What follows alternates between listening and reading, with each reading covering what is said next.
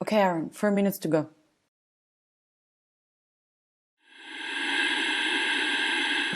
La imagen por la cual vale la pena arriesgar la vida, sacrificarse hasta la muerte en los campos de batalla de todos los continentes del mundo.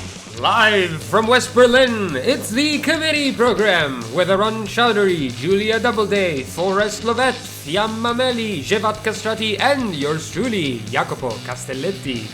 We now join the show already in progress.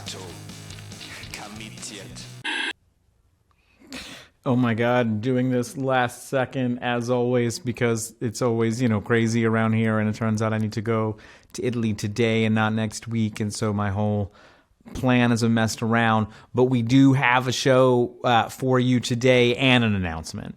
And the announcement is actually that normally we would be preparing to come off of hiatus for Epiphany Day Spectacular and then start from then on into Bastille Day, which is a normal season for us, what we have traditionally done. We are not going to be able to do that, or don't think we're going to be able to do that this season. That is because there have been even too many elections, too much travel, not even just for me, although certainly a lot for me, but for everyone on the team. And so we have made the decision to kind of board up the windows, at least until we can see what's going on. That does mean that we will stop putting out regularly produced content, or we will not start putting out regularly produced content in January. It does mean we will be turning off the Patreon. So if you are someone who, and bless you so much, supports the show, you will not be charged while this is going on, because that sort of wouldn't be right. We have always delivered exactly the number of episodes and the inside every season, and the fact that we feel like we can't deliver that means that we don't want to try to do something half-assed. Now, that being said, there are things that are just so important. Like today, Julie is going to be coming on to talk about the ongoing COVID pandemic. And there are going to be many things that are incredibly important. And so we will, whenever we can, come out with a show.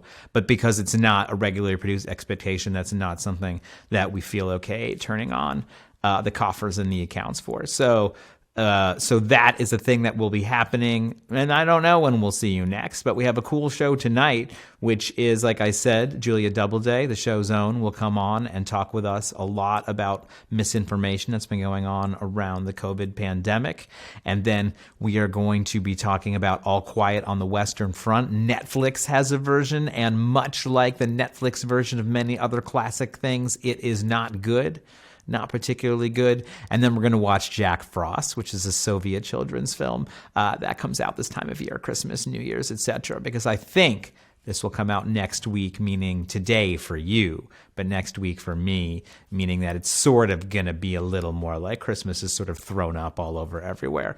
Basically everywhere in Europe, it feels like that, like it's been, painted with the Christmas crap everywhere. But it's going to be even more like that, so we can reflect on how the second world celebrated their Christmas, or as we call it in my house, Saturnalia. Thank you for being with us here tonight, and look forward to seeing you on the flip side of some ads.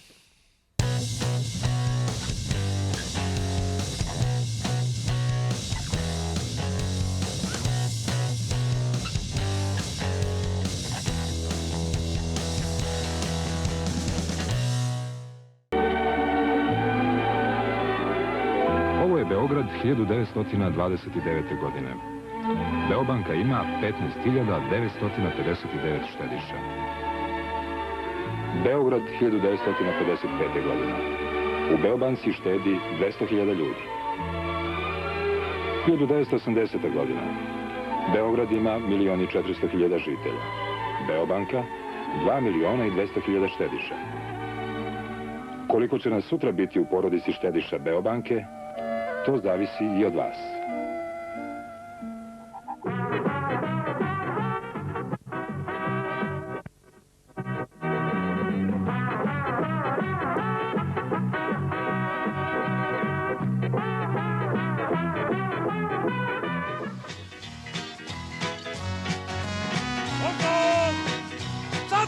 I opet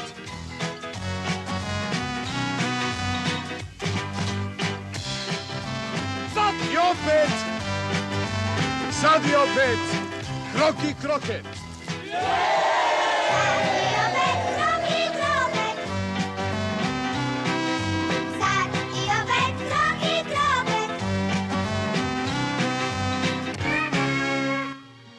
And 5. Okay. Were you introducing me, or why are you counting down now? I'm going to start doing the segment.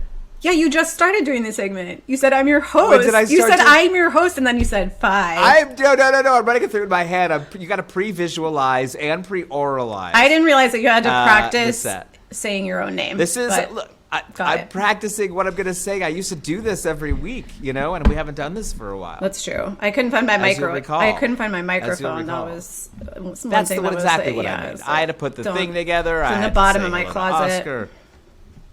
A lot of things had to happen, and the studio had to put together. There's now a big hole in the teleprompter. I don't know if you know about that, because it kind of sloped down, I guess, at some point in the last couple of weeks. Who knows? You have a Who knows? Who can teleprompter? say? How do you think I'm looking at you right now? With your eyes? No, but there has to be something over the camera because I'm clearly using a camera, not a laptop. Okay. I don't know, Mr. Worked for the president. I don't know about this stuff. Okay, Xhevat, this is the banter. This was the gold right there. That was the gold. Okay, now He liked here it we because go. I mentioned And he worked for 5. the president, so. Hi, and welcome back to your committee program. I'm your host, Arun Chaudhry, and we have a very special deep dive with committee's own Julia Doubleday on COVID, the ongoing pandemic. In fact, one of the things I was struck by when speaking to this with Julia the other day was she was quoting someone, and maybe you can even start here by talking to us about sort of this moment that we're at, of someone saying it's so strange how more people are dying now than they were during this certain stage of the pandemic. And you're like, that defies the logic of words. So what she actually said was, this was a mommy blogger article about how, oh my God, my kids have been sick over and over and over again.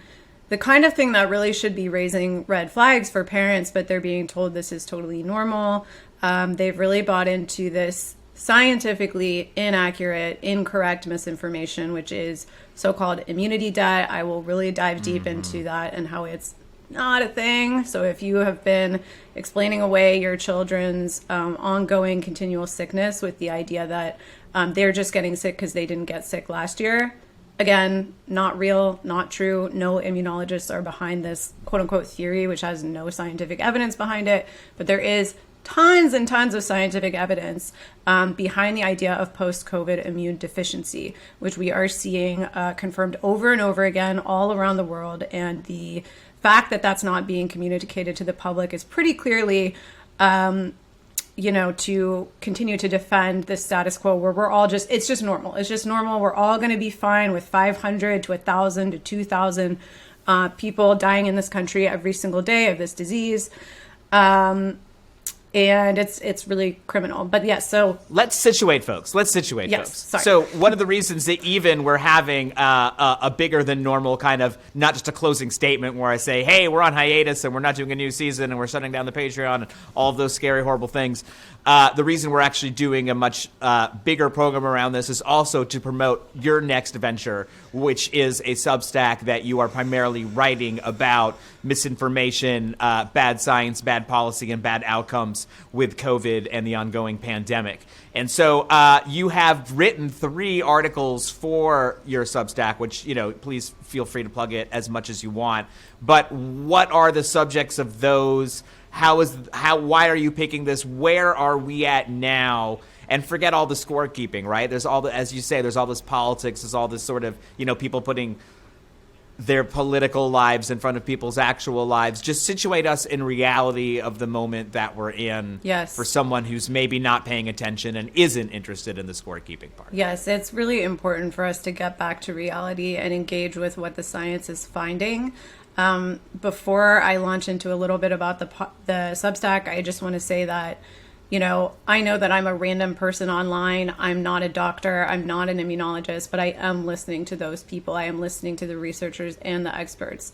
And if you have not if you have not been looking into the studies coming out about the long-term effects, the post-COVID effects, and the cumulative effects of COVID infection, I don't know why you would think that you have a better handle on what's going on than people who are doing those things. So you need to really reflect seriously about where you're getting the idea that COVID is safe to contract. And if the place you're getting that idea is from Joe Biden or New York Times journalists who are hell-bent on getting people back in the office for ideological reasons, please take the time to go on PubMed and look at the actual studies, because this stuff is not even controversial anymore. We know this is a very dangerous disease. But so let me tell you a little bit about the Substack. It's called The Gauntlet. I chose that name both because a gauntlet is, something that is a period of trial, but it's also something you throw down to challenge people.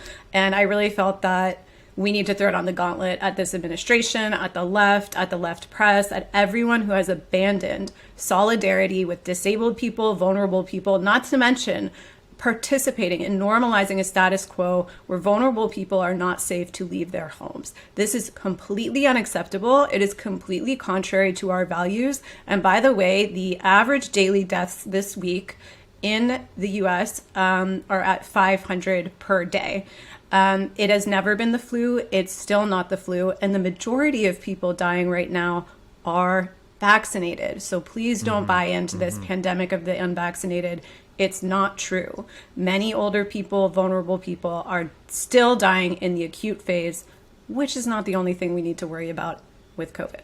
So the gauntlet, I have 3 articles up right now, like you mentioned. The first one is sort of throwing down the gauntlet at Joe Biden. It's just about how Joe Biden very dramatically did a ceremony right before he was sworn into office, the night before his inauguration. They lit candles all around the reflecting pool, 400 candles to commemorate 400,000 people who died of COVID under Trump. And we all agreed that this was a huge disaster. And at that time, I was a bit uncomfortable with it because I felt that it was a lot of showmanship and potentially sort of using these people as political props. But I hoped that I would be proven wrong and that they would have a really strong pandemic response. In fact, they were cynically using those dead people as political props, which is incredibly shameful in and of itself.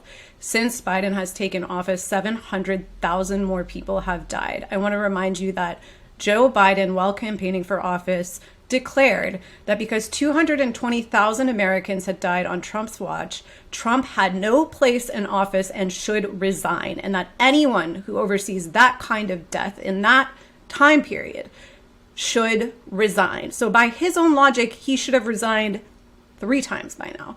I want to also say that, well, yes, Biden has been in office much longer than Trump.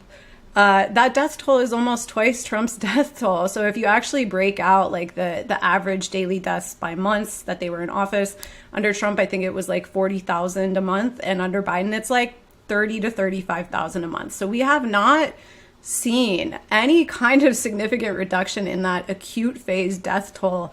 Contrary to what we've been told, it continues to rise apace. And again, as much as I hear people saying, oh, well, now it's just a flu, I am very curious what metric they're using to determine it's just a flu. Because even in that acute phase, it's still killing 10 times more people than a flu would. So I think we're on track to have between 250,000 to 300,000 deaths in the US by the end of the year. A bad flu season might get up to 30,000. So it's nowhere near anything similar to what flu does, even after the vaccination. The second article I wrote about, it's called Influential People, and I wrote it about a doctor who is also a part of the COVID response in Canada. I'm trying to remember which province it was. I think it might have been British Columbia, but they are having a really, really, really severe pediatric hospital crisis in Canada. This is starting to happen everywhere. It is happening in the US. We have these concurrent RSV, flu, hand, foot, and mouth, COVID, of course, all of these concurrent massive, massive waves. And actually, if Jack can share that, there's a graphic that I have that shows how many kids are hospitalized right now in Canada versus previous years. So if you're looking at this graph, what you see is that this cannot be explained by immunity debt. It cannot be explained by a sort of double cohort theory. We're well beyond 2 or 3 times the number of children in the hospital that we've ever seen before, and it's still rising.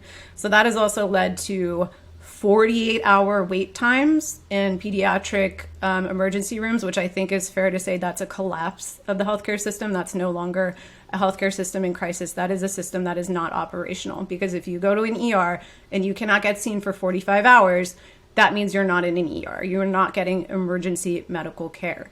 Just a few days ago, a 2-year-old died on the floor in an emergency room. There were no beds. He died of the flu. And I want to be clear that people with healthy immune systems, children with healthy immune systems, do not die of the flu and strep throat.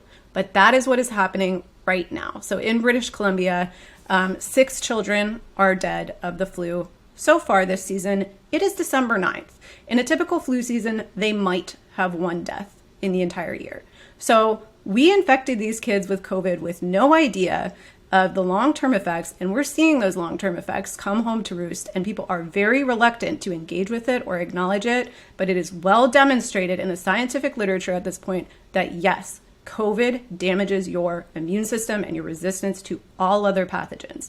Additionally, this strep A, let me just finish the strep A, outbreak in the UK has now killed 16 children. Yesterday, it was 15. A few days before that, it was 9. Children, healthy children, do not die of strep throat. They have the immune systems of someone with a severely compromised ability to fight infections. So this article just followed a doctor up there who gave a speech on TV, and he really encouraged people to wear masks. No mandate, because that's not politically possible, but can you please just wear a mask because of all the children dying? Like, maybe think about it. That night, he went to a holiday gala for influential people, and he was on the list of influential people for his role in fighting COVID, and he had no mask on. So, you know, it's very disgusting for me to watch someone do that, knowing what he knows about what's happening to children. Sorry, but did you have something you wanted to? I just wanted you to unpack for folks, just to unpack the jargon of immunity debt, because I think a lot of people just when they hear that, they don't even know what it means and they just turn off. And what is this purported theory? Who is speaking of it? Just let's talk about it in real words, with real words. Okay, I will. Let me first just give you the sort of like brief summary of Article 3, and then I'll jump right in. And you'll weave that in. I'll jump right in, and we'll do like a deep dive on that, because that's really, really crucial to understand and also to debunk. So the third article was written in response to a very damaging, poorly researched article that came out in the New Republic, where the author clearly had an axe to grind, trying to proclaim that long COVID is essentially not real. You know, she did a little like both sidesism of, Classic. Yeah, like, oh, well, some people say they found biomarkers, but like, what if, then she used this case study of this woman who like, clearly did have psychological problems and like thought she had long COVID, but didn't. That case study is not representative. It's sort of like doing a huge profile of like a false rape accusation. We get angry when those things happen because there's no attention being put where it needs to be put, which is this rape culture, this crisis of sexual assault against women in this country and around the world. And then people choose to do this, big, huge story about how dangerous it is for men to falsely get accused, which like is much, much, much, much rarer. So in this case, it's a decision to highlight something that is unrepresentative, to put forward a narrative that minimizes COVID. I also want to get in deeply about what long COVID is, because we know a lot about it, actually. So the framing, one thing to keep in mind when you see mysterious or we see really, really soft language like brain fog, which is actually code for neurocognitive decline, we need to keep in mind that that is also minimizing language. We do have the information to know that this is a serious, serious illness. And as socialists, as leftists, it's our job to really be drawing attention to this. So that inspired me to write an article. Where the fuck is Jacobin? Where the fuck is current affairs? Where the fuck are these, lefty allies on this issue, which is ongoing, which is a crisis, which is the greatest mass tragedy of our time? They are writing articles about whether You've Got Mail, a movie that came out 20 years ago, is neoliberal. I don't have words for what a failure it is that you're publishing that and nothing about COVID. So we'll come back also to that. That's the topic of the third one is, why is the business press, and I'll dig into this as well, why is the business press out reporting the left on COVID? We have Forbes, Wall Street Journal, Fortune magazine. And they often do. Financial Times, they have fantastic long COVID coverage, even medical coverage. And the reason is they're worried about the economy. So it's extremely embarrassing that people on the right are more worried about us as workers than we are worried about each other as human beings. But let's get into immunity debt, because this is really, it's just a word that goes around. It's really dangerous. It's really dangerous. I've been calling it ivermectin for liberals, because it is pretty much the same thing that happened with ivermectin. You have a group of people who really, really want their political leaders to have been correct. You have a group of people who is listening to only a few mainstream media outlets. In the case of Trump supporters, they were only listening to Fox News. And in the case of liberals, we have a more diverse group of publications, but generally they're going for CNN, MSNBC, New York Times, and they all are sort of continuing to prop up this idea that COVID is over, even though it's never been over. And it's more of a crisis now, actually, than it's ever been before, because of the very, very low awareness or understanding of what's going on, the lack of protections, the lack of testing. We are actually in the most dangerous point of the pandemic, and that's something people really need to know. So immunity debt. We are now, for the first time, because we're a year out from having mass infected all of the children, potentially repeatedly. I believe it's 90% of all U.S. children have had COVID. And many of them, I'm sure, have had it many times, because we insist on sending them back to these, cesspools of infection. Incubation factories. Yeah, yes. Yeah. And people are finally noticing there's something wrong. Like that mom I was telling you who wrote the article that's like, it's so weird. My kid has never been this sick. I saw another mom posting on Twitter yesterday, oh, well, no wonder my kid was feeling bad. We went to the ER. The doctor said he's never seen this before. They tested positive for 7 concurrent respiratory infections.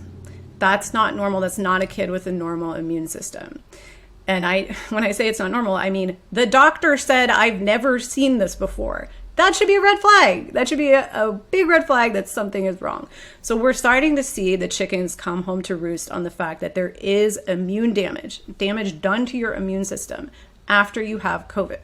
There's not a ton that we know about the long-term implications of this, but we do know that a disease that deletes T cells, that leaves you without naive T cells, that is harming really vital parts of your immune system, like CD4 cells, CD8 cells, and B cells, we know that this is extremely bad for you, and it really compromises your ability to fight off other infections. So there was a study, I want to get the name of the study right. There's been a ton of studies, to be honest. But in Nature Immunology, this made a lot of waves a month or so back. Immunological dysfunction persists for 8 months following initial mild to moderate SARS-CoV-2 infection. So I'm talking about even in mild to moderate cases, and I'm also talking about long-term effects. So the issue there, and I also want to side note, 8 months was the length of the study. The immune damage was not alleviated at the end of 8 months. That's just when the study ended. So to be clear, it's not like, oh, you have immune damage for 8 months and then you're fine. You have immune damage for God knows how fucking long, but at least 8 months. And the issue here is that our Let It Rip plan, which I've said over and over again, will not continue because it just fucking can't. And that's what the science says. Our Let It Rip plan is that your kids are going to get it every 4 to 6 months. So let's think about this. Their immune system has been compromised. 4 to 6 months later, well within the window that we know it's still compromised, they get COVID again. What do you think happens then? Their immune system is further damaged. We are really, really harming kids, and we are seeing it right now. So let's get into immunity debt, which is the ivermectin explanation. In order to try to continue to keep this train running, because it would mean acknowledging the severe effects of COVID would mean the Biden administration and everyone that let this happen is now on the hook for really, really massive, I would call them crimes against humanity, killing kids. I think that's bad. So they're just going to try to come up with anything else it could be. So when we look at what is getting blamed for these really, really noticeable changes, these really, really huge skyrocketing health issues, especially among people that have been continually exposed to COVID, there's only two things it could be, right? Because only two things have changed since 2020. One, a gigantic pandemic of a novel virus with unknown long-term implications. The other was sometimes we wore masks. So, and the vaccine. Those are three. So you either have to blame COVID or you have to blame the interventions. And since they cannot blame COVID, they're defaulting to trying to pin everything on these interventions, which, by the way, is incredibly dangerous because you are creating social rejection of masks and vaccine. Do you understand what an asshole you have to be to inherit the Trump pandemic response? Not only continue it, make it worse, take away protections, take away money, take away tests, and then turn the liberals against masks and vaccines? You inherited half of a country that was willing to take these measures, and you threw it out. You made it worse. I mean, it's way worse than it was under Trump because now nobody's doing anything. Immunity debt is this idea that because the kids were so well protected for the last 2 years, because as we all know, every kid wore masks everywhere. They wore them playing with their friends. They wore them to school. They didn't take them off. They, they didn't do anything social because their parents were really protecting them. They didn't go travel for the holidays. They didn't eat indoors. They didn't do indoor dining. No, of course not. They were perfectly protected. So they didn't encounter any sort of pathogens. And because of that, that has made them much more sick. Let's unpack a few things that are wrong with this. Right off the bat, parents didn't do shit to protect their kids. Let me just start there. Some parents masked their kids consistently. Most parents I know kind of did it for a while, maybe in 2020, certainly not in 2021. And certainly not, they weren't banned from indoor dining. Maybe some people were in 2020, but again, that's 2 years ago. So you would expect to see an immunity debt effect taking hold in 2021.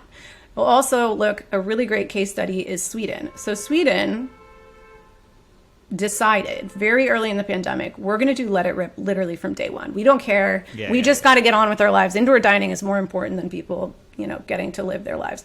So they never did any restrictions of any kind. They're sort of like this experiment in herd immunity because their idea was we're going to get herd immunity, we're going to be fine. From an early point, we knew herd immunity could not be possible with COVID because of the way that it damages your immune system.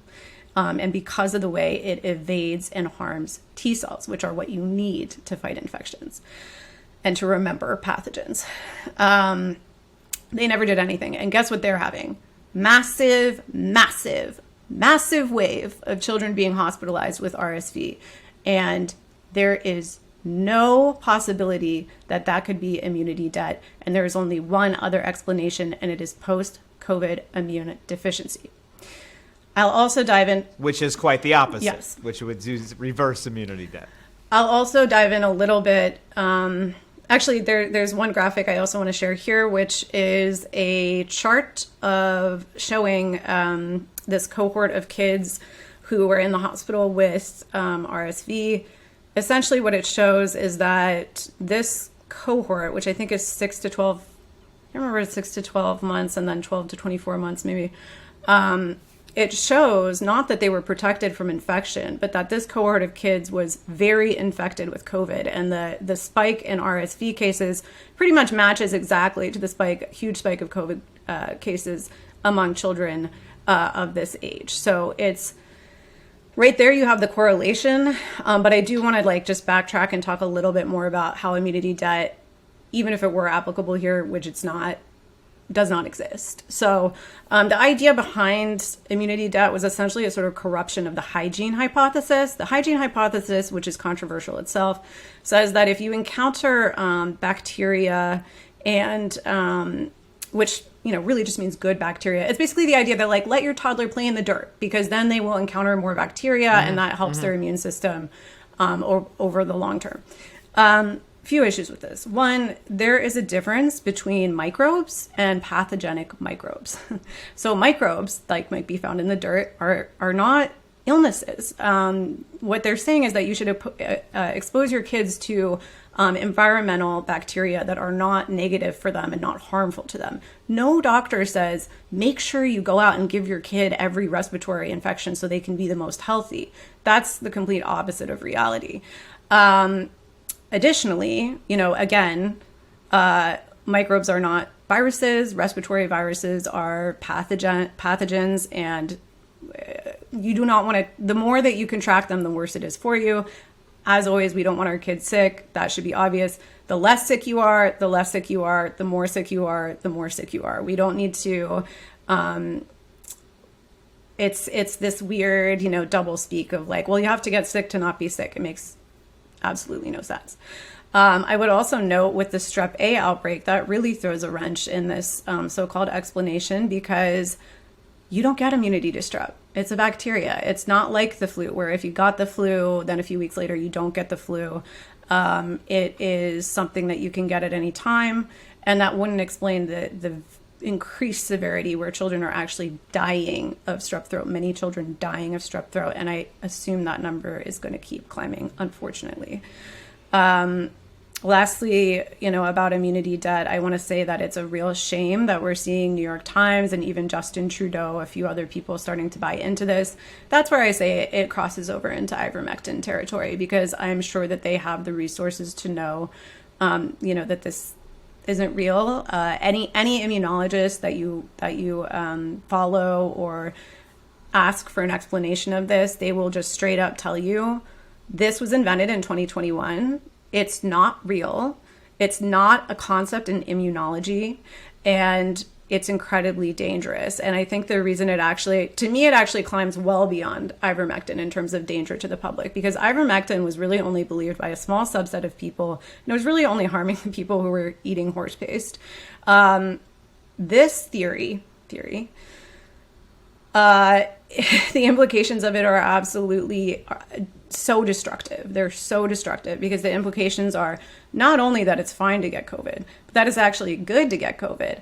And that what hurts your children is doing basic measures to try to protect them from illness. This is essentially the state telling you, you must make your kids ill to make them healthy.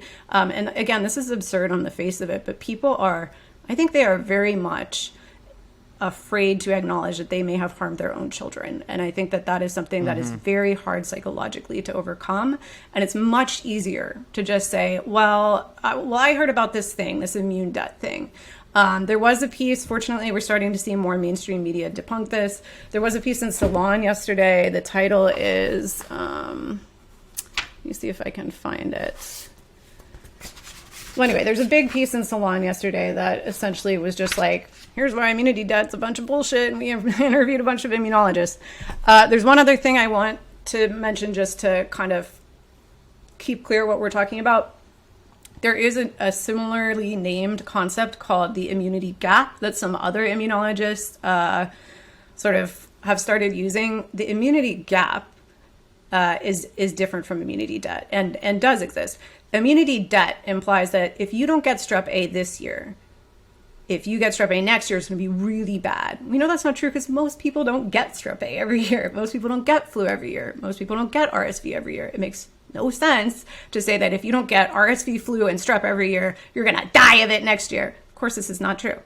But immunity gap is simply the idea that, yes, flu cases and RSV cases and these kind of things were low in 2020, somewhat low in 2021, although that's a little bit hinkier. Basically, in some places, RSV cases were actually higher. in certain parts of Canada at the point where tons and tons of kids were going to the hospital, which means that it was not the number of cases, it was the severity of cases that increased. I think at this point we now actually are well above with more and more cases, which isn't surprising.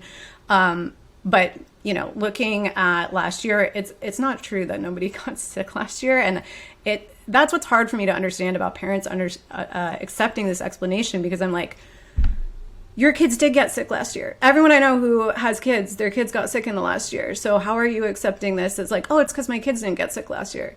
You know they did. So who are you going to believe? Me or your own eyes? It's very weird. Immunity gap implies that we would have a double or triple cohort effect in the hospitals, meaning that because kids were somewhat protected from flu, more kids might be getting the flu. In that case, you might expect to see numbers that were more like double or even triple. But two things: you would not see increased severity. There's no reason why you would see increased severity. Secondly, not only would you not see increased severity, but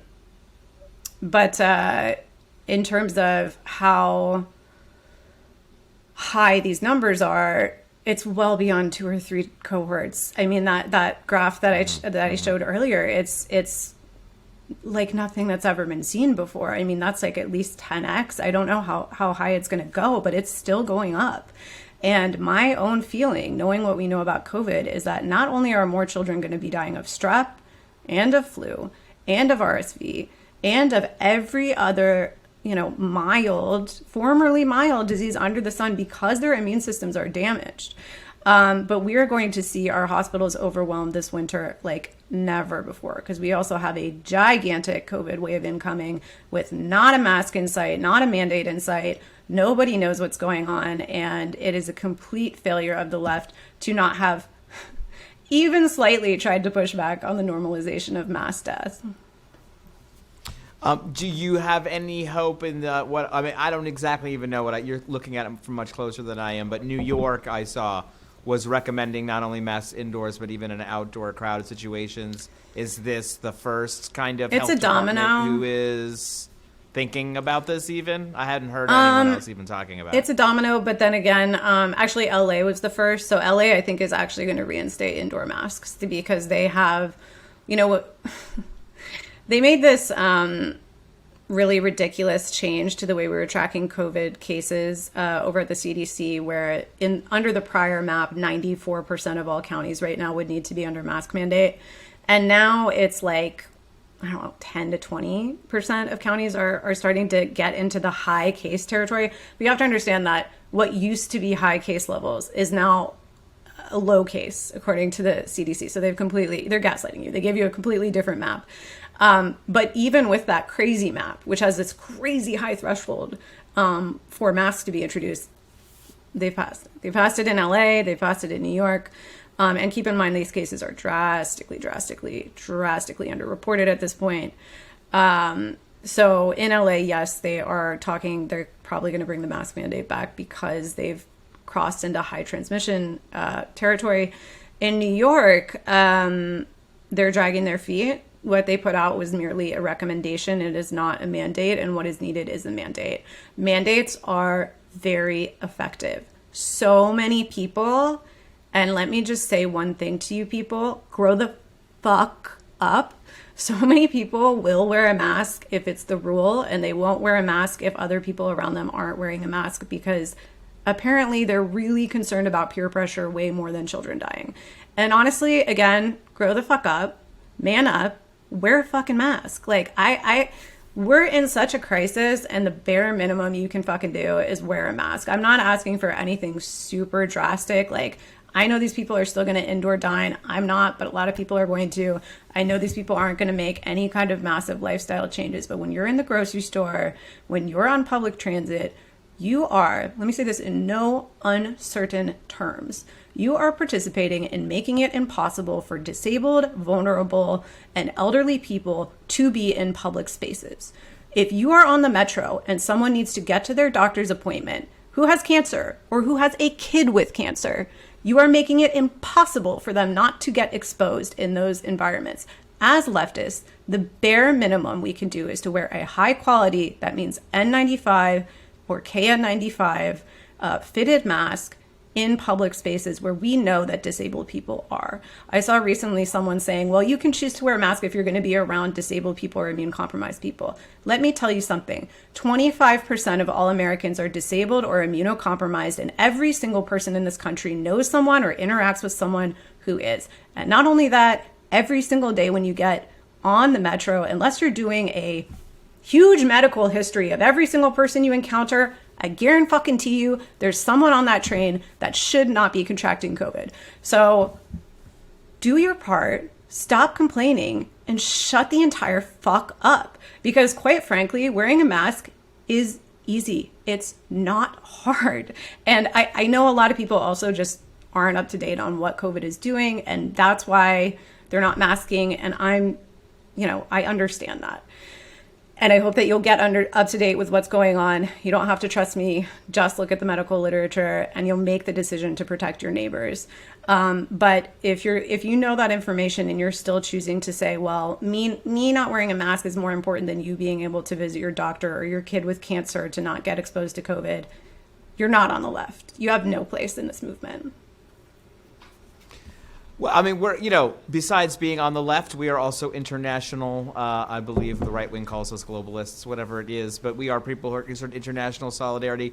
And you are specifically someone who's following these things. You talked about the business press coverage of COVID. Mm-hmm. What about the international press's coverage of China's reaction to COVID? That's a shame. Especially in the last week where we have seen some movement.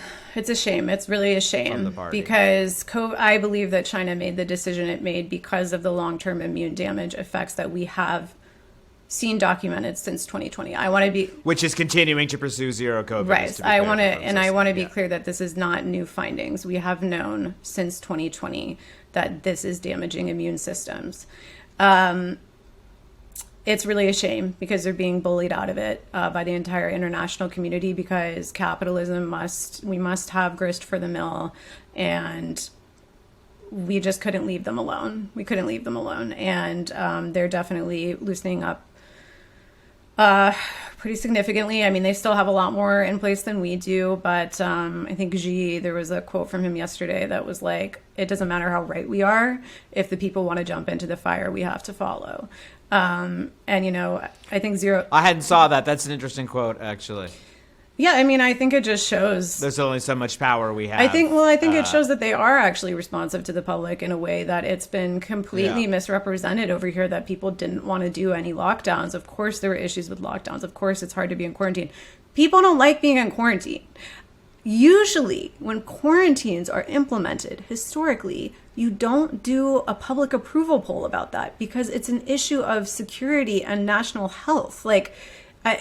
The fact that I would say things coming out of the BBC, the New York Times were astonishing, though, right? Like they would have multiple stories on someone who wasn't able to see their dog or something, like these sort of really cloying human interest stories that were meant to undermine the idea of zero COVID policy. And I don't even mean this last month. I mean, the entire time, many months. The entire time. Yeah. One of the most really obvious pieces of propaganda I saw was in the New York Times. I always just shudder when I see talk of the deadly zero COVID policy or the, exactly. Say that again, man, slowly, because we've killed 1.1 million people in this country, and you're talking about incidents where 5 to 10 people died. Those things are tragic. In no way have they committed mass murder of their own citizens like we have. And the fact that you continue, they were repeating that there was a protest chant in China that they want to go to the movies, which I don't know if it's true or not. You want to know who else hasn't been to the movies in 3 years? Me. Because I can't. Because there's an out-of-control raging pandemic that if you go to the movies and you contract it, you are at very high risk for vascular events. You are at very high risk for post-COVID immune deficiency. You are at very high risk for damage done to your endothelium and microclots in your blood, which we can get into later. That's not a functioning society. That's a society where you are purposely mass infecting everybody. You're not protecting them.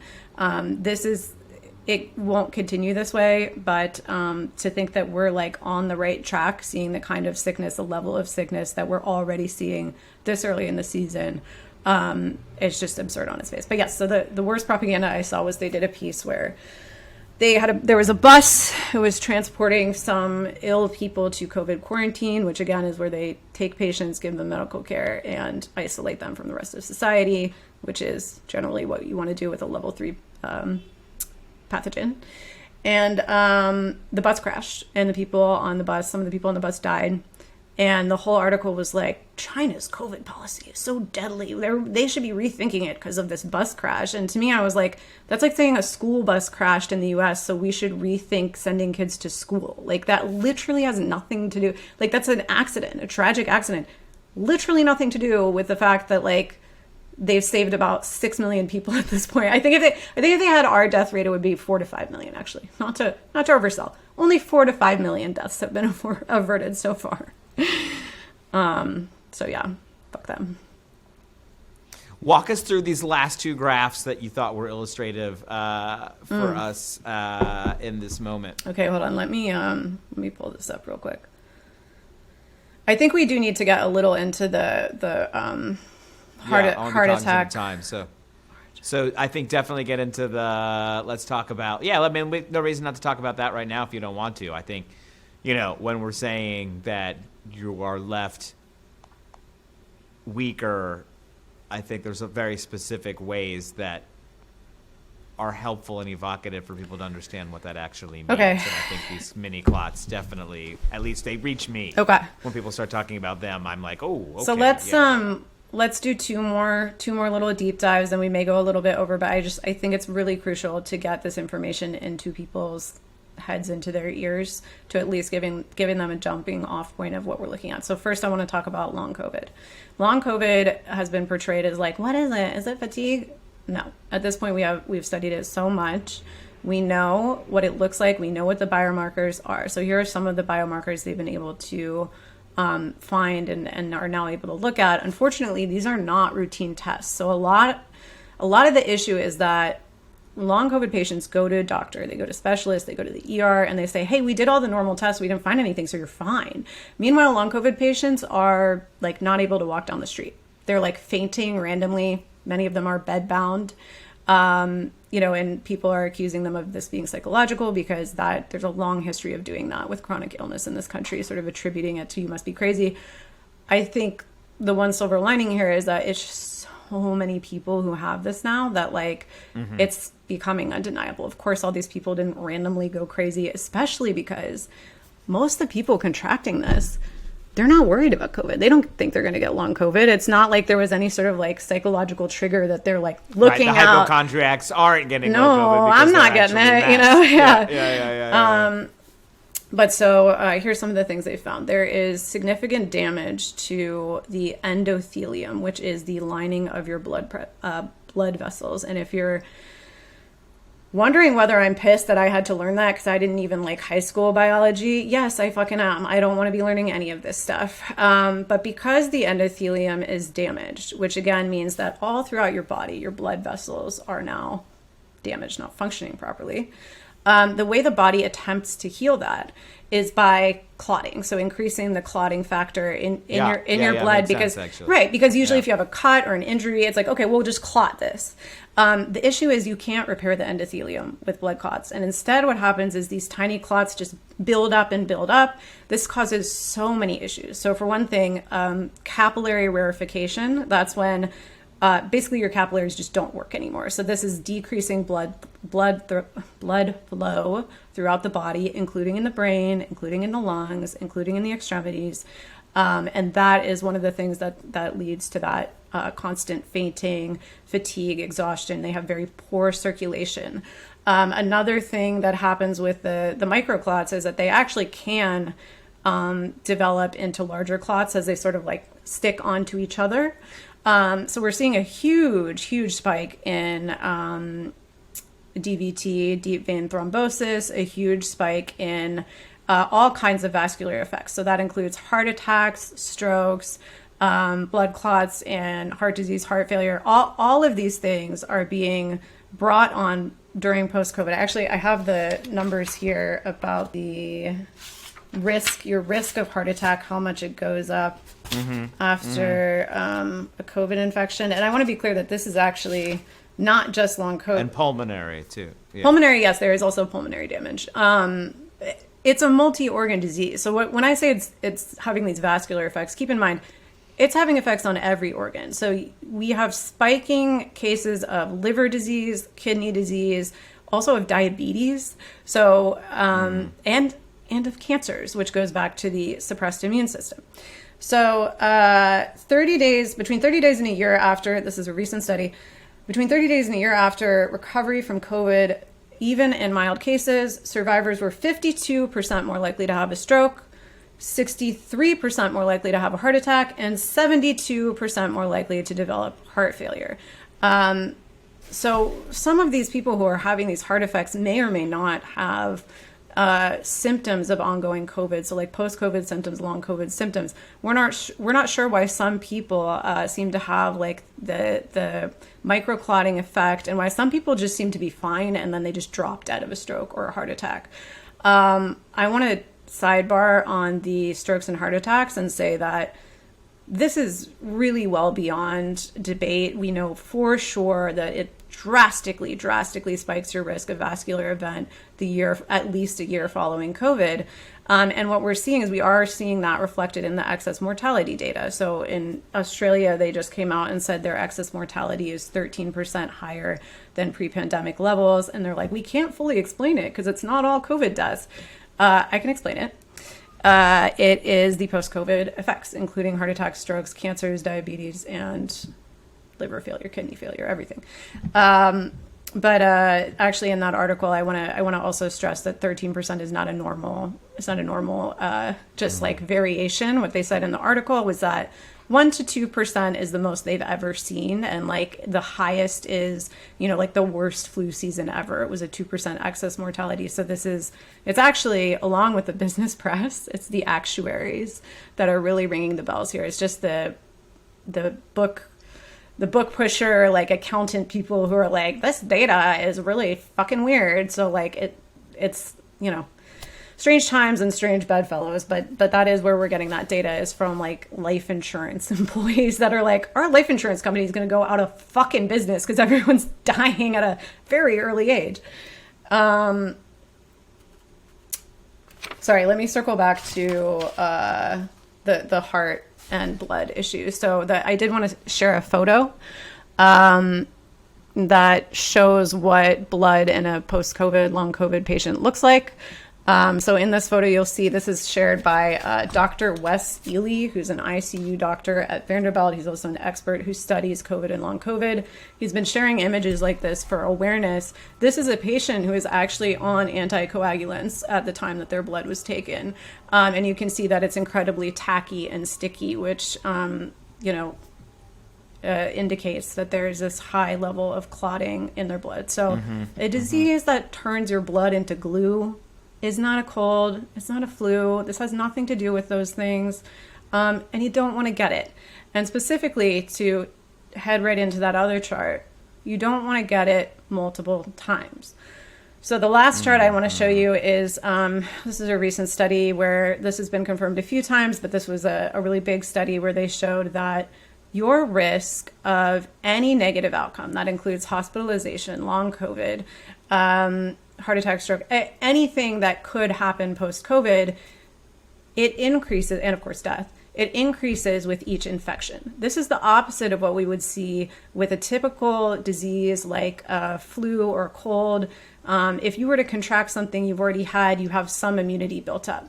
I think if I were to name one piece of misinformation that's been absolutely central to constructing this completely unscientific COVID response, it's that I believe that Biden and the people around him do not understand at this point that herd immunity is not possible. Long-term immunity is not possible. Hybrid immunity, not possible. Natural immunity, not possible. This is a disease that attacks your T cells. It attacks your ability to be able to fight future pathogens, including COVID in the future. So when you get that second infection, your risk of a worse outcome is now higher. When you get that third infection, it's higher than it was for the second infection. And the sooner, the worse. Yeah. And so on and so on. But I just really need everyone to hold a couple of concepts in their head right now to really understand why I say let it rip will not continue. I don't say that in the sense that it's bad, it's negative, we should organize against it, it's immoral. All those things are true. I say it in the sense that the science and the math says we will not continue doing it because it's just not possible for society to run this way. So essentially, what I'm saying is COVID carries a very high risk of contracting long COVID. Right now, we think it's somewhere between 10 to 20%. I want to also stress that we are still really unclear about who actually has long COVID and who doesn't. It may be that long COVID is merely the presence of viral persistence. So when we think of viral persistence, you want to think of HIV or HPV. These are things you contract. They don't cause problems at first. Later down the road, they cause very severe health outcomes. In the case of HIV, it causes acquired immune deficiency syndrome. In the case of COVID, what we're seeing, not only all of these risk of organ failure, multi-system effects, we're seeing something similar to what happens when people develop acquired immune deficiency. We're seeing, because that virus is persisting in your organs, the same way HIV does, where the immune system cannot get to it. The immune system is activated. It knows there's a pathogen in the body, and it goes around trying to fight everything, which leads to autoimmunity, but it can't find what it actually needs to find, the virus it actually needs to clear. In doing so, you ultimately destroy your immune system. That is what happens in long-term HIV infection. You end up exhausting. It's called T cell exhaustion. Your T cells are now exhausted, so you can't fight off anything. So I want to be clear. I think that people will find it extremely scary, and also they'll probably just dismiss it as fear mongering. Again, I would encourage you to do this reading yourself instead of just assuming it's fine. I want to be really clear that while we don't know the number of people who have viral persistence, and we don't know the amount to which they may be able to clear that virus at some point, that's what happens with HPV, so that's a hope. But when we're making public policy, and I'm talking about a disease that has the potential to persist in your blood, cause long-term immune derangement, which leaves you completely unable to fight other pathogens, we must take the worst case scenario as our starting point, because if we don't, we cannot afford to be wrong about this. And we're just leaning into like, well, hopefully it's not true. That's not public policy. That's not scientific. What we are seeing right now completely bears out that this immune damage is very, very real. So Bolsonaro, you're saying, is not going to be a healthy man. He is certainly not going to be a healthy man. No. So sorry. Sorry. I must wrap up my point. Let me just say this. Hold a few thoughts in your head right now. COVID is very, very, very contagious, very, very, very common. And right now the game plan is for you and your children to get it 2 to 3 times every year, which, by the way, is way too much. Even if it didn't cause long-term effects, I would not want to have COVID 3 times a year. But it does. COVID causes long-term effects, which are extremely scary and which we do not fully understand, but we at least know that it leaves you vulnerable to other infections. 3, every single time you get COVID, your risk of poor outcome goes up, your immune system is further damaged, and you are more at risk for a worse outcome. So when you think about those 3 ideas at once, explain to me what the long-term strategy is here, because even these motherfuckers who are healthy after having COVID once or twice, that doesn't mean shit. Your risk is going up with each infection.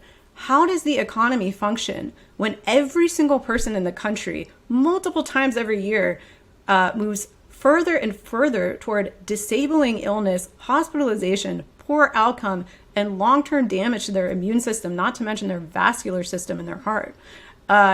it doesn't add up. And that is the bottom line. I think people really have trouble accepting it because it means we're going to have to make a lot of changes, and they don't want to do that.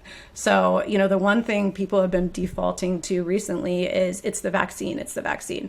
I really can't stress enough how many studies confirm it's not the vaccine. And if you're unvaccinated, these effects are way worse, not better. Like, I've seen a few crazy people on Twitter saying vaccinated people aren't dying. Well, they're dying. They're dying at a much higher rate. Unvaccinated. Both of them are dying. Unvaccinated people are dying. Vaccinated people are dying. Yes, Unvaccinated people, proportionally to how many people there are in the population, die much more frequently, including of these heart effects.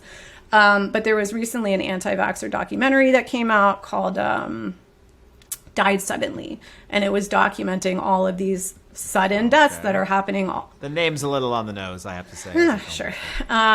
We can't all be art house directors. But it was documenting all of these heart attack strokes that we know are happening. And the rebuttal in the press was just like, oh, this isn't real. That's not helpful. You are pouring gasoline on anti-vaxxers by not coming out and saying, no, it is not the vaccine. It is COVID. It is post-COVID. We know for a fact that your risk of heart attack and stroke goes up significantly after each COVID infection. That is what needs to be the headline. Because they're not willing to admit their failures or to start attracting attention to the fact that COVID never ended and that we're in a worse position than ever, they're just letting this anti-vax stuff go wild. So they would much rather the entire public become anti-vaxxers than that we stop showing up to work and purposely reinfecting ourselves with this illness, because that is less disruptive to them. And I mean, look, and it's a small public. I'm a humble public relations man, so just to add to the politics on the bottom of this horrible policy outcome is the fact that we have made a kind of wellness anti-vax alliance a permanent political faction and force for no reason. We've created a real dangerous monster that is interesting in America, in the kind of California, Marianne Williamson kind of, neck of the whatever, but is also interesting here in Europe, very specifically in places like Austria and southern Germany and places where we've talked to our guests about eco-fascism and things. This is actually feeding that fire. I think, I had parents who used to be very pro-vax, liberal parents messaging me, I heard the vaccine causes heart attacks.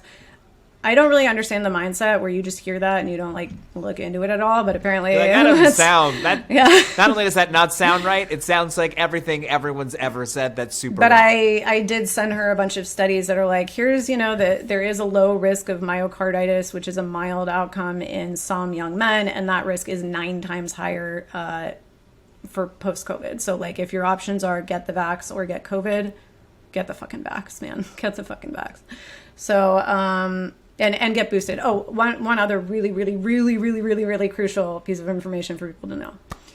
These issues that I'm talking about, where COVID is good at attacking and evading T cells, it is interfering with the vaccine's long-term effectiveness. So when we first got vaccinated, the hope was that it would give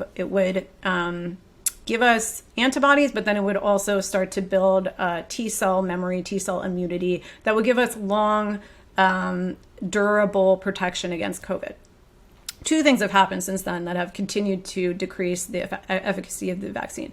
One is because of the completely uncontrolled spread of this disease. We have new variants popping up left, right, and center. Every few days there's a new one. Right now we're heading into a new wave with 5 new dominant variants. BQ11, BQ1, and XBB, which is completely resistant to every monoclonal because we've continued to let it spread and mutate around the tools that we once had. And so that is one thing that has compromised the efficacy of the vaccine. We did get the new booster. You should get it. You must get it. Get it. That's the bivalent booster. It is formulated for strains up to BA.5, and it came out right at the end of the BA.5 wave. It's not formulated for the new strains, so it's kind of effective. It's certainly a lot better than the first shot. And this is the other thing we need to talk about, is the really, really rapid waning of these shots. So what we found is that while they do induce an antibody response, just like infection, it does not induce that T cell response we were supposed to see. And we do think this has to do with its ability to hide from T cells and mess with T cells. So what that means is, if you look at the CDC's own vaccine efficacy data, what you'll see is they looked at, before 2 weeks after vaccination, where it's not fully kicked in, and then 2 weeks to 4 months, which is when it's the most effective, and then after 4 months. And in the case of people who had received a third booster, so this is even beyond the first 2 shots, which most people never even got 1 booster. 4 months after you have received your first booster, your third shot, your risk of hospitalization is reduced 29% versus an unvaccinated person. That's 4 months. Most people haven't had a vaccine in 2 years. So what I am saying to you is that given the rapid waning of antibody protection, people who were vaccinated a year or 2 ago are essentially unvaccinated. So when I say we're going into a winter that's going to be a lot worse than any other winter, I'm not merely saying that because we don't have protections and masks. I'm saying that because the vast majority of people in this country don't know it's a risk, don't know they're at risk, and don't know their vaccine doesn't work for shit anymore because they got it 2 years ago. So yeah, prepare for a winter where you're not going to be able to access healthcare. Stay safe, wear a mask, get a HEPA filter, do all of the basic things that can protect you from these illnesses and protect your children from these illnesses, because you are not going to want to be the guinea pig that is dealing now with the effects that may persist for the rest of your life. And if I could add one more thing onto your list, I would say also subscribe to the Gauntlet Substack newsletter, where Julia Doubleday, the show's own, will be providing you with the facts and the figures. She is reading many things so that you only have to read a few things. Thank you. Yes. And you'll come back and you'll talk to us soon. We don't know when and how that will all be, but, especially now that you're putting out this regular content, it's sort of like me with these movie reviews I do. It's like... You have to make it into multiple kinds of content. Sure, right? yeah. So I mean, I have a few. If you're already writing something, even just speaking it out loud into a video is helpful. I have a few friends who absolutely refuse to read.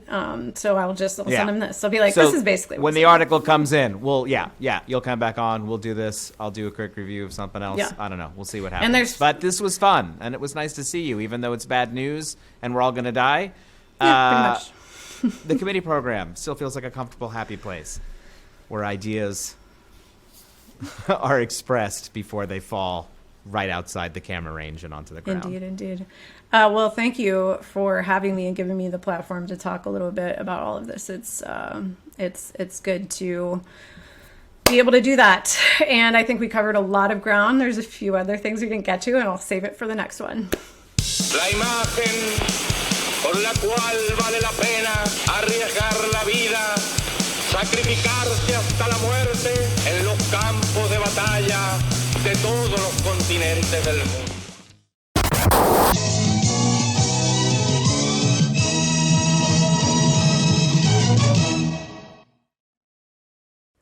Hi, and welcome back to the committee program. I'm your host, Tarun Chaudhary, and this is Committee at the Movies. And today we will be talking about the Netflix version alongside the 2 Hollywood versions of All Quiet on the Western Front.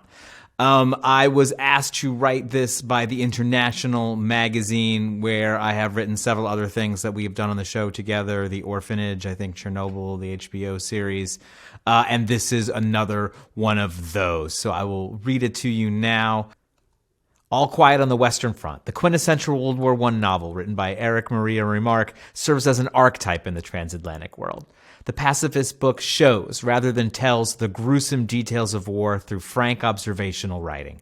It's juxtaposing horror and humor, industrial killing machines and natural beauty, sacrifice and a heaping helping of needless slaughter against the backdrop of an old-fashioned society eager and even aching for war. You've all likely written a sentence much like the one above for a book report. It was always beneficial for us that the protagonists were German. It made them all the more abstract and hopeless, a safe place to criticize what would be harder or less safe to imagine objecting to in one's own society. And All Quiet on the Western Front is ubiquitous. It was a huge hit when it came out in 1929 and has never slowed down, other than occasionally being banned here and there.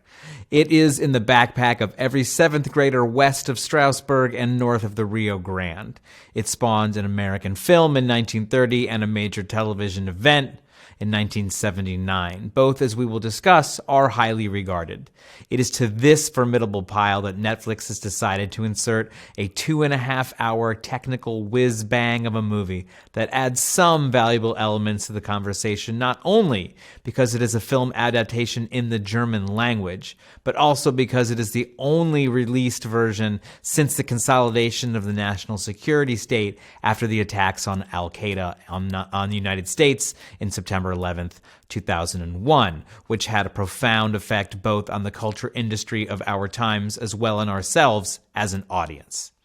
This is the synthesis and the antithesis of the dialectic at the heart of understanding these films. What are we getting from these films? Who are we getting that from? And what do we bring from ourselves to the viewing of these films? And what informs that process of us bringing? This is the critical work we're going to do together in these next few minutes as we talk about All Quiet on the Western Front.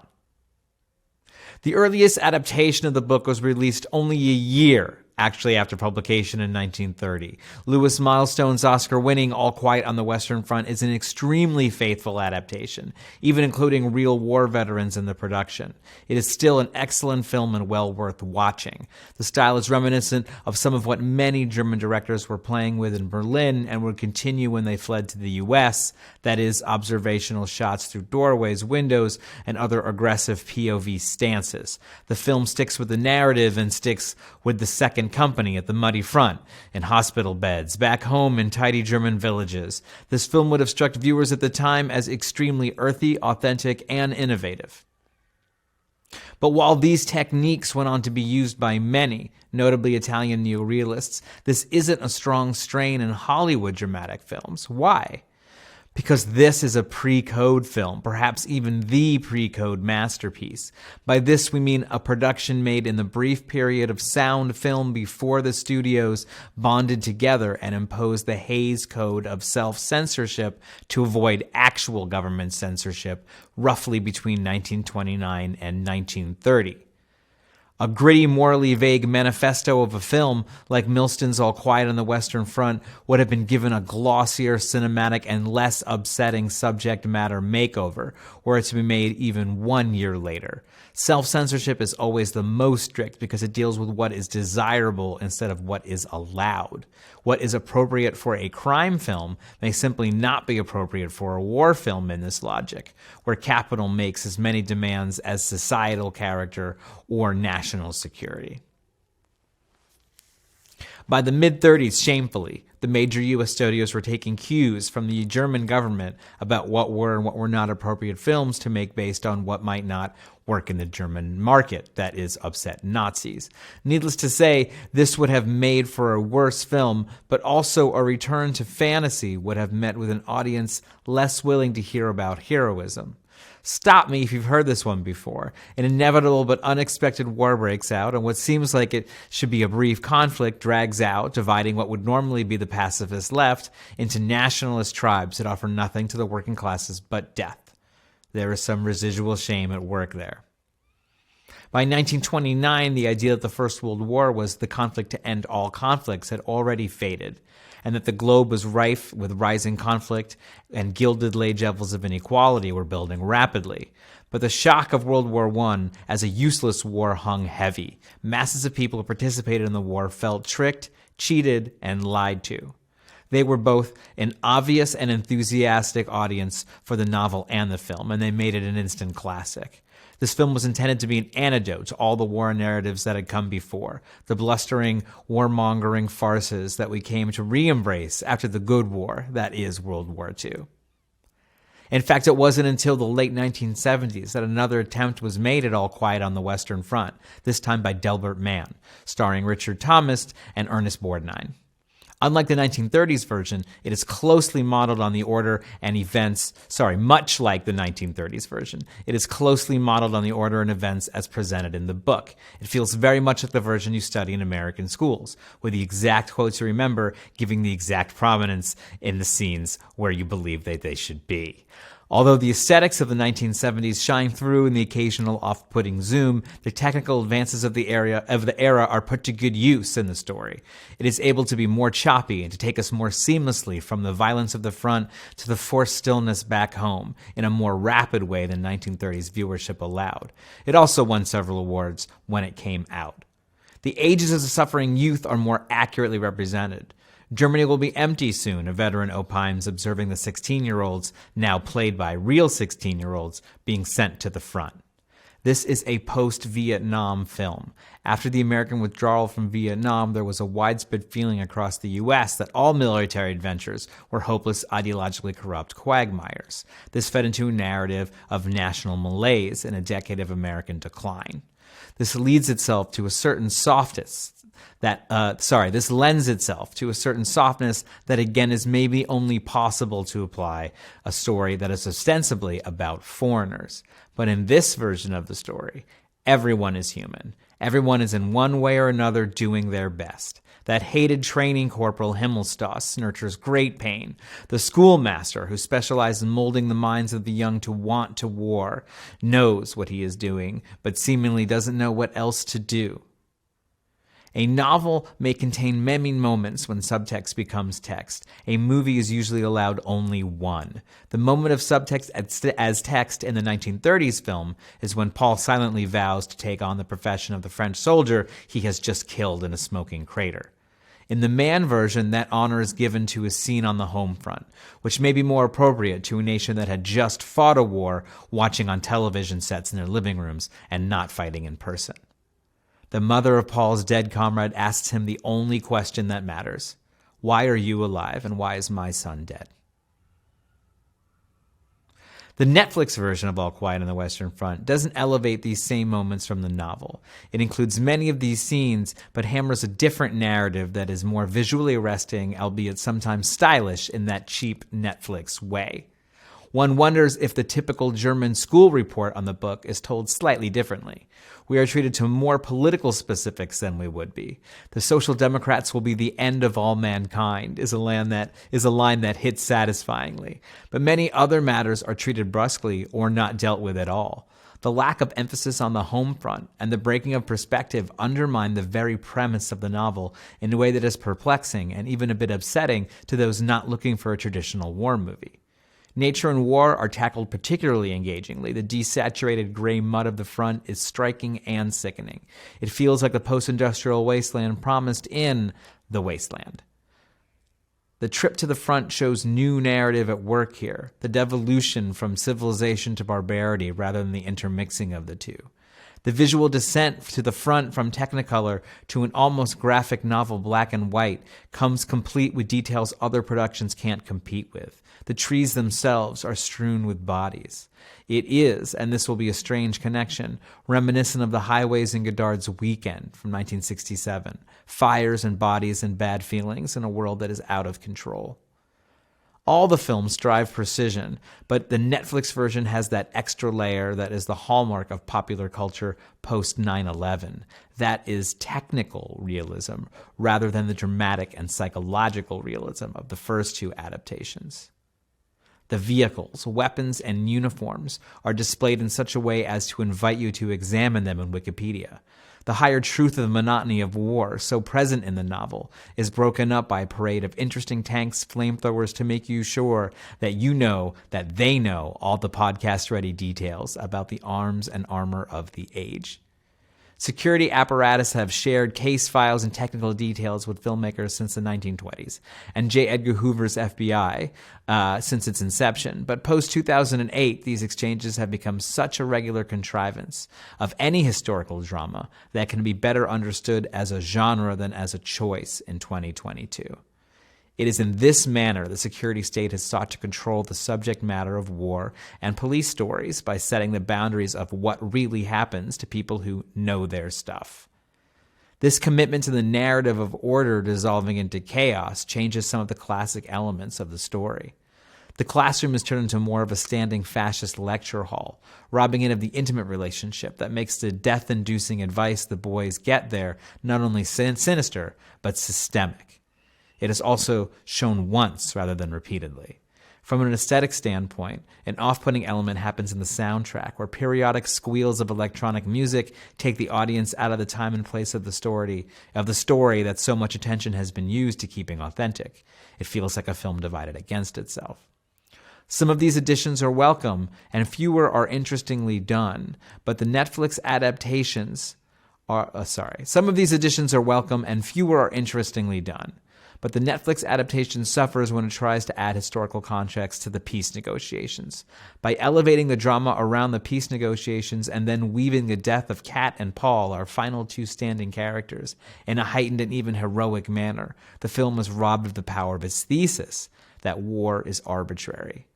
All Quiet on the Western Front famously refers to the dispatch issued on the day Paul is killed, because the death of him and his comrades is not even a blip on the radar of the mass calamity that is the First World War. To miss this is unforgivable and ruins the effect of the narrative. Realism demands more than attention to historical detail. It demands that we portray indifference with the same drama and villainy, because that is the subtext of every war story worth telling, that we are all afraid to die. And in war, we all perish for the same reasons: to make someone whose life is not on the line some money. Komite, komitato, komitiet, komiteto, korul, komite, we yankwe, submiti, we committee.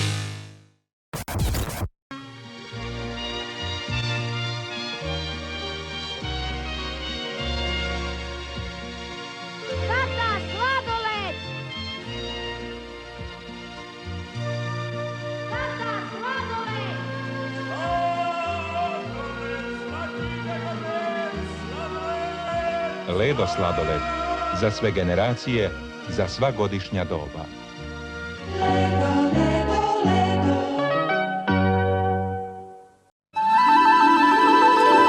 Movie for a committee afternoon.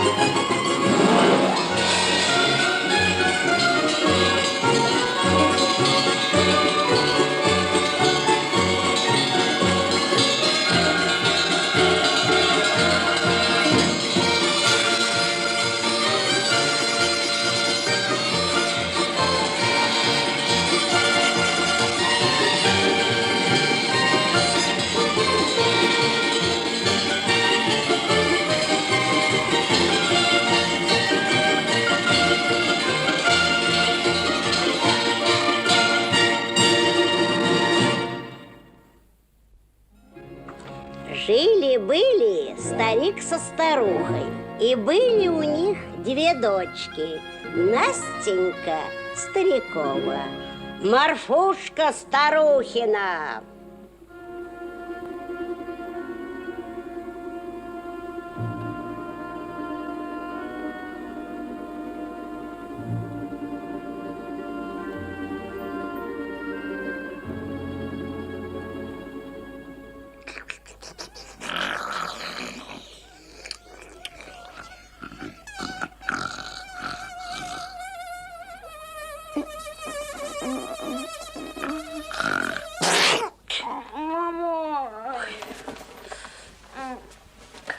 Пошевеливайся, старый.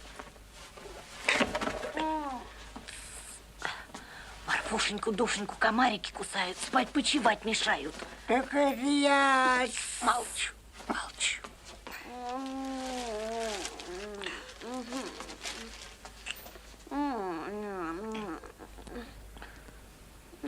Тю-тю-тю, тю-тю-тю.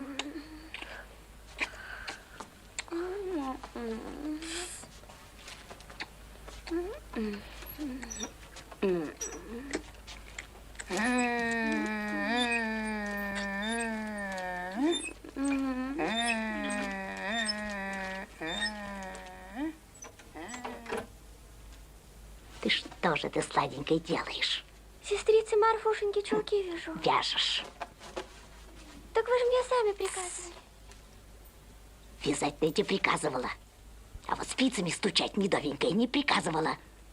Марфушеньку-душеньку разбудишь. Неужто я через стенку слышно? А как же не слышно? Это ты, кобылица, за день намаешься, спишь, не просыпаешься. А Марфушенька-душенька целый день продремала, хребта не ломала. Теперь она от самого бесшумного шороха проснуться может.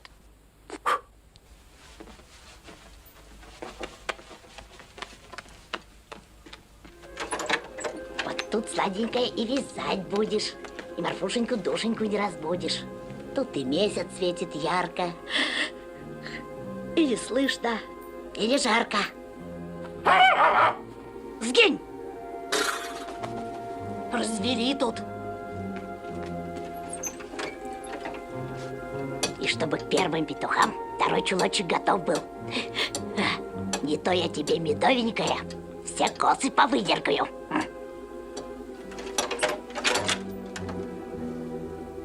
Тяпа, тяпа.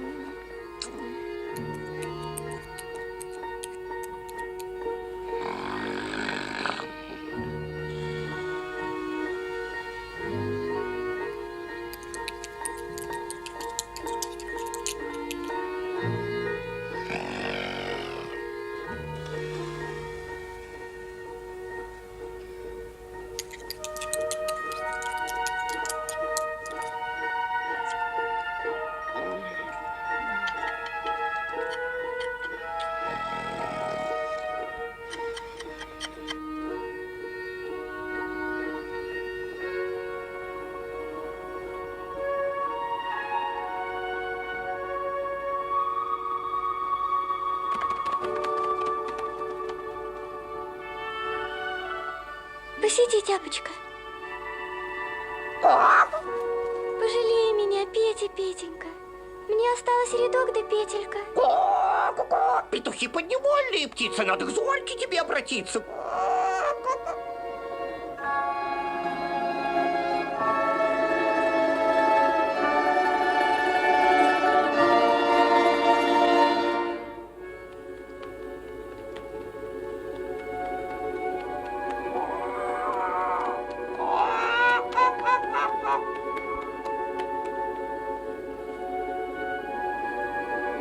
Пожалей меня, зорька ясная. Пожалей меня, солнышко красное. Подожди, пока кончу вязание. Не то будет мне наказание. Мачеха все косы повыдергает.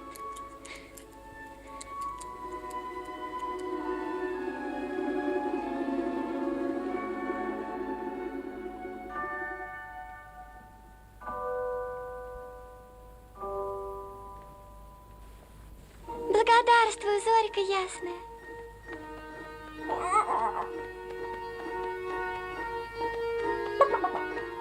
Петя, Петя, петушок, золотой гребешок.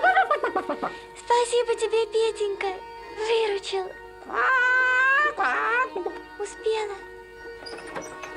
Ну как, медовенькая, готова? Вот. Успела таки. Ах ты ведьма проклятая, змея подколодная. Но в другой раз я тебе потруднее работу задам. А пока что птицу накорми, скотину напои, дрова накали, двор подмети.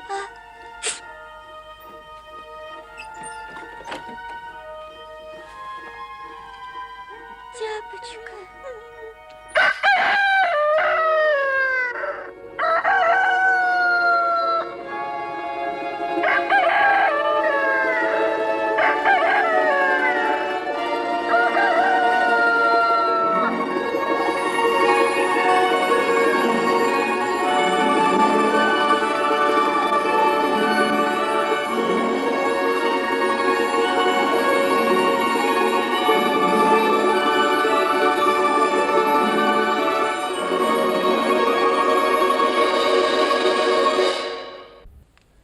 Тень-тень, потетень, тоже утро, тот же день. Да не те места, и деревни не та, другая.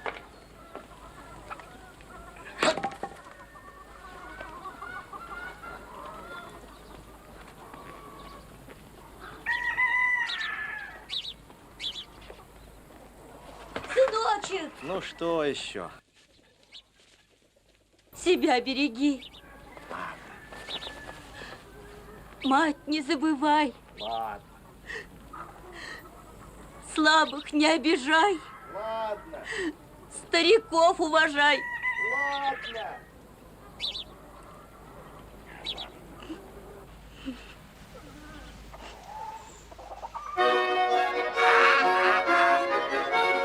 Ой ты, Валечка, Иван, подойди к калиточке, на мне новый сарафан. Шелковые ниточки.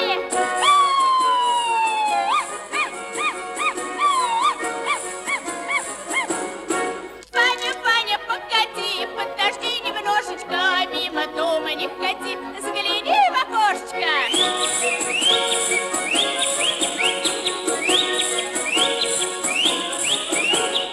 Не ходи, Иван, колечко, сядем рядом на крылечко, яблочко ты дай, с нами побеседуй.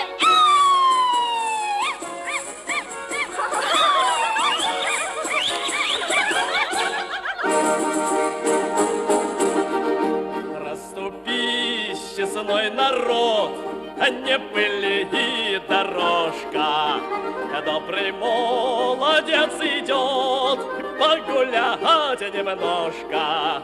Ай, люли, эй, дорожка, не пыли.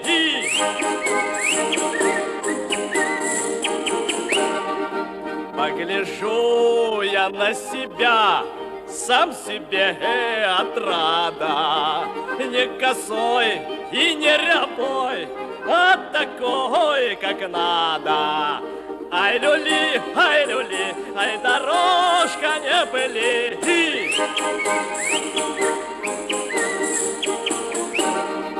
По морям пешком пройду, горы передвину, красную девицу найду, ягодку малину. Ай, люли, эй, дорожка, не пыли.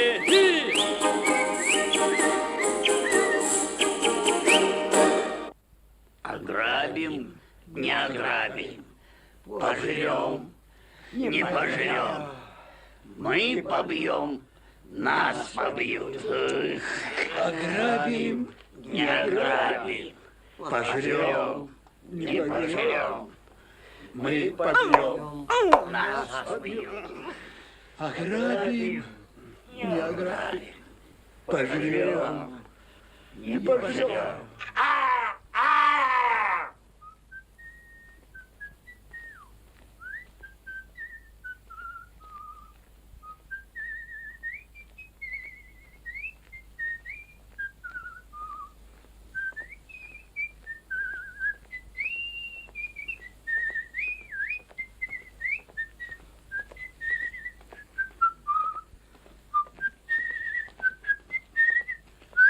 Стой!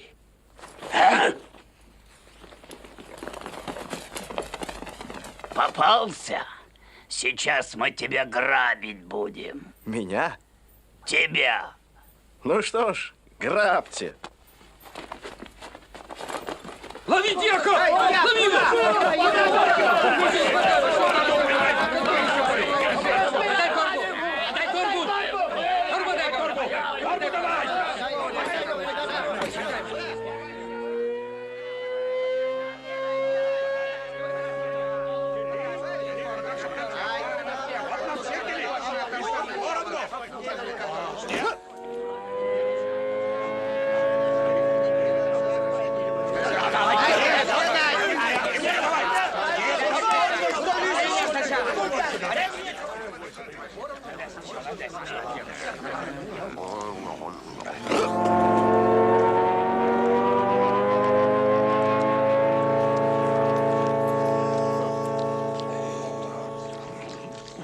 Чего ж это дубинки обратно не падают? А вы, разбойнички, не торопитесь. Глядишь, к зиме и упадут. Так-то.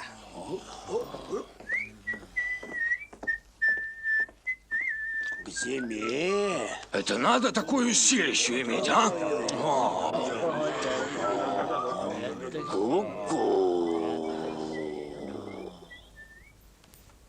Долго ли, коротко ли бродил Иван по белу свету, про то нам неведомо. Забрел он в края далекие, неизведанные.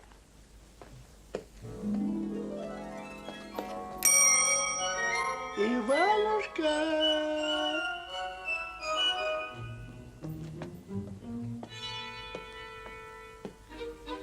Иванушка!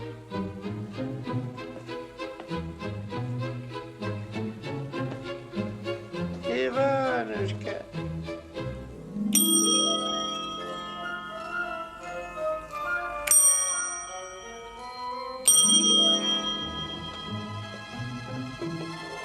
А ну, кто еще тут со мной в прятки играет? Я. Кто?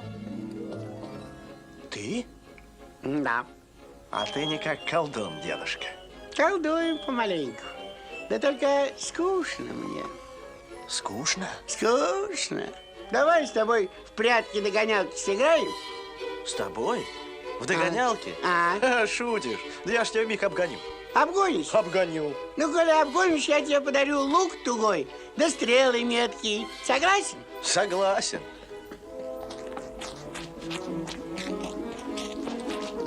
Иванушка.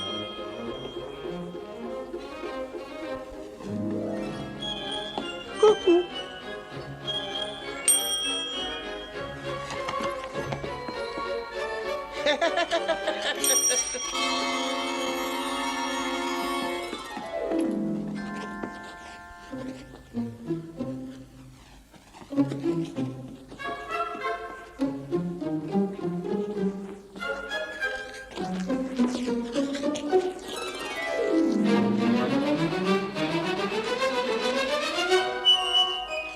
Иванушка!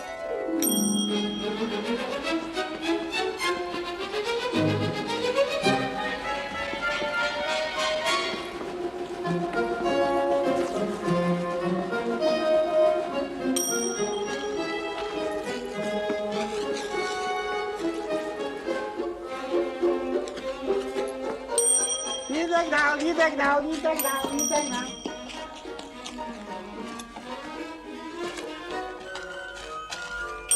Ну что, обогнал? Твоя взяла. Молодец.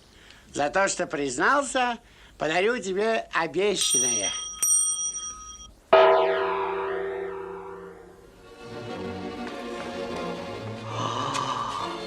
и чудеса. Мы без этого не можем.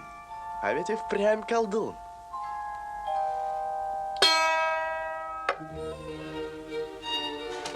Иван! Ну? Воротись! Зачем? Ты самое главное забыл. Ну, что я еще забыл? Ты забыл старому человеку спасибо сказать. И земной поклон отдать. Каждому кланяться, голова отвалится. Иван. Пусть тебе медведь в ножки кланяется. Ну что ж, Иван, пусть, по-твоему, все избудется. Медведь будет мне в ножки кланяться, а согнется твоя спина.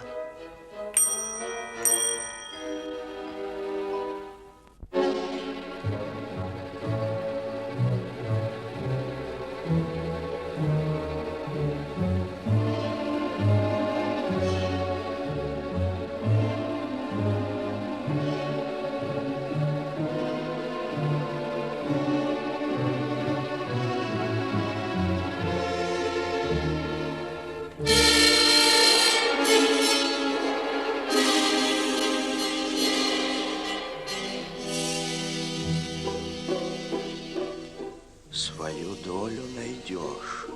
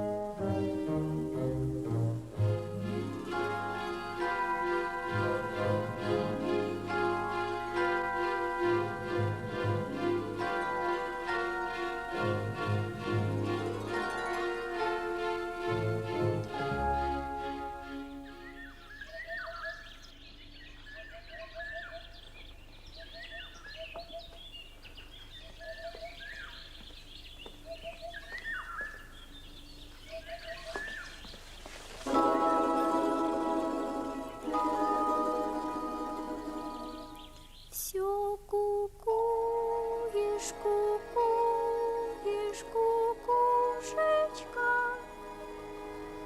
долгий век обещаешь мне, глупая, а не знаешь того и не ведаешь, как живется сиротке без матери.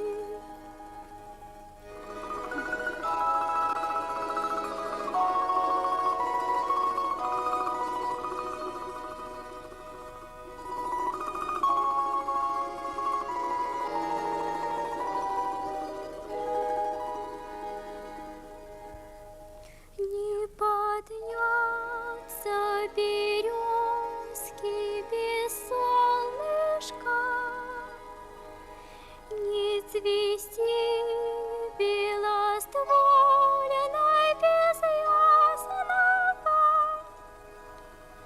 Так чего ж ты кукуешь, кукушечка? Долгий век обещаешь мне, глупая.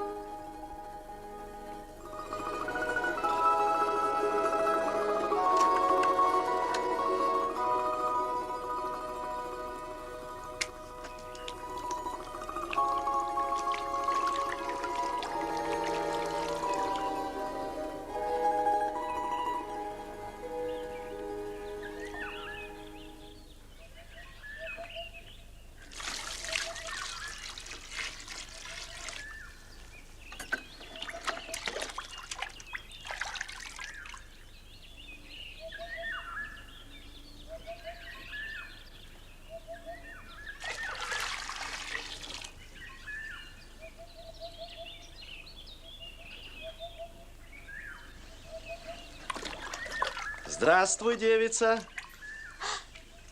Здравствуй, краса ненаглядная. Не бойся меня, красавица. Посмотри на меня, милая. Подивись на меня, пригожая. Ну, Чем не хорош? Некогда мне с тобой разговаривать.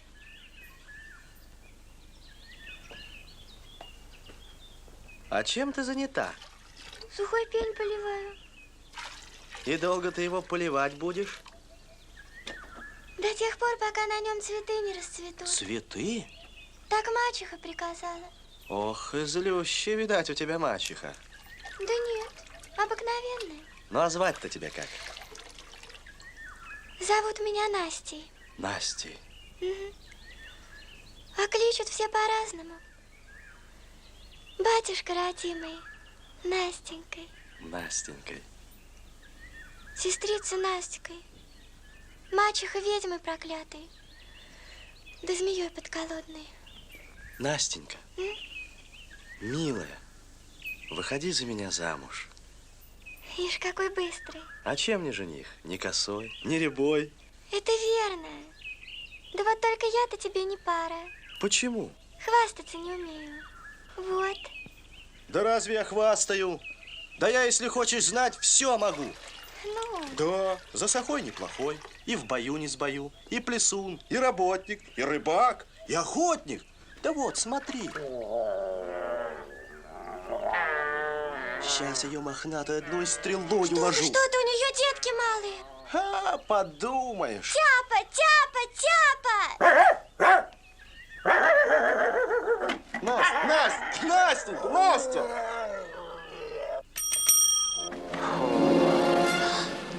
Настя! Что с тобой? Настя! Настенька!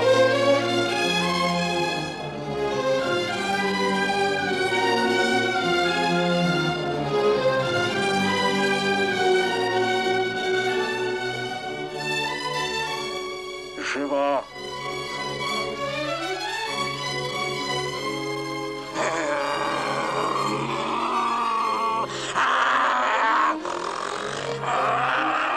Что ты со мной сделала, ведьма проклятая?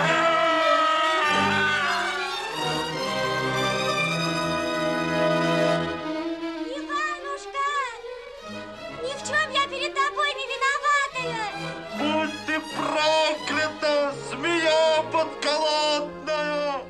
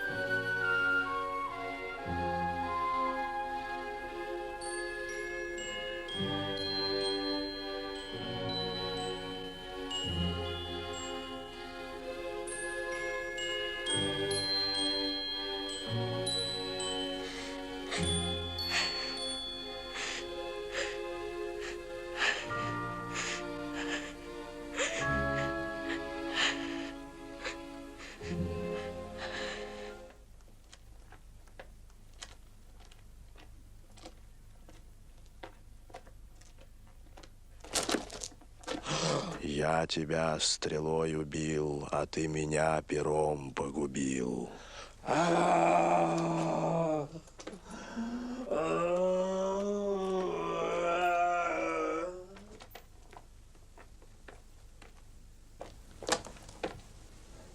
Не был бы ты невежей, не ходил бы с морды медвежьей.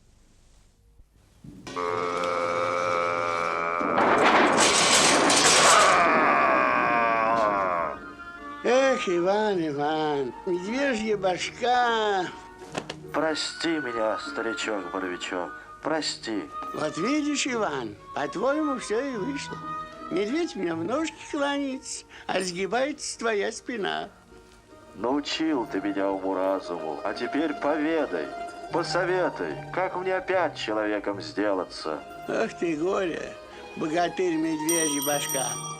Глянь-поглянь, на себя посмотри, как ты жил. Только перед людьми похвалялся, да сам собой любовался. Сам себя ублажал, а людей обижал. Он и Настеньку Зря обидел. Настеньку? И никто от тебя добра не видел. Тут тебе и ответ, тут тебе и совет. Да вот только не знаю, поймешь, али нет.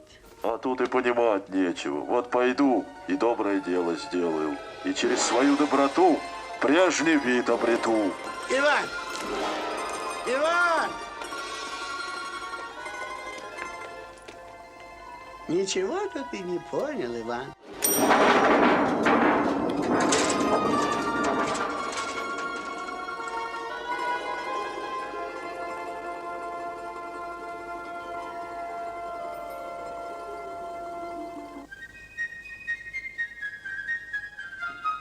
Какое вам доброе дело сделать? Стойте! Стойте, дурехи! Остановитесь! Я хочу вам доброе дело сделать! Стойте!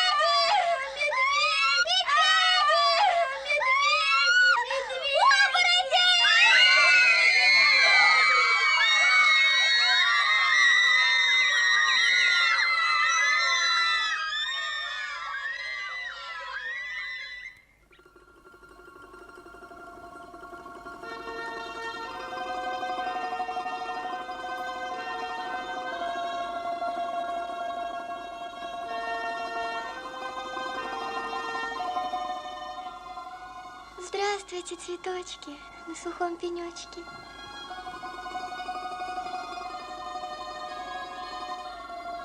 Каждый день я сюда прихожу, каждый день разговор завожу. Наверное, вам надоело. Не надоело. Скажите мне, цветочки, жив ли еще Иванушка? Жив. И меня проклинает по-прежнему.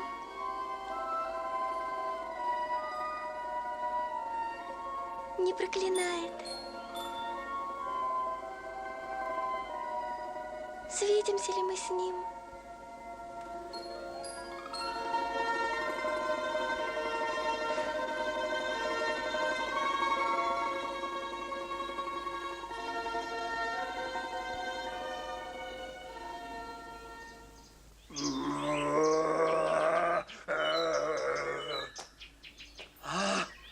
Подайте, касатики, сестрички, братики, папаши и мамаши, благодетели наши, обратите внимание на мои страдания, подайте подаяние на пропитание сиротинке безродному, холодному и голодному, сущему, неимущему, слепому, хромому и глухонемому. Сколько у тебя в кружке? Ни одной полушки. А раз так, получай пятак. Знать одного пятака для доброго дела мало. Куда ты? Оборотень! Спасайся, кто может! Оборотень! Оборотень! О, какое мне доброе дело сделать.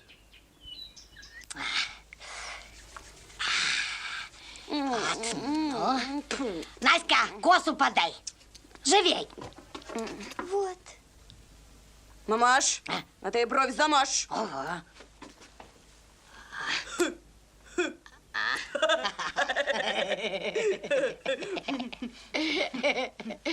Ух ты моя ягодка.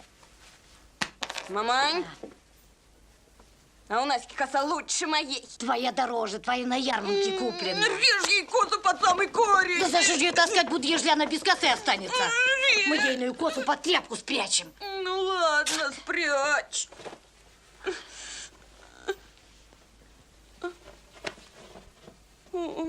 Что ж ты, неряха, любишь лопать, а в печке копать? Так и ходи, змеище, убирать будешь чище. А ну-ка, приложь. Ой, принцесса. Как есть принцесса. Правда? Ага. Принцесса. Ну-ка. Притомилась. Молчи. Упрела. Терпи. Нет, не принцесса. А кто же? Королевна.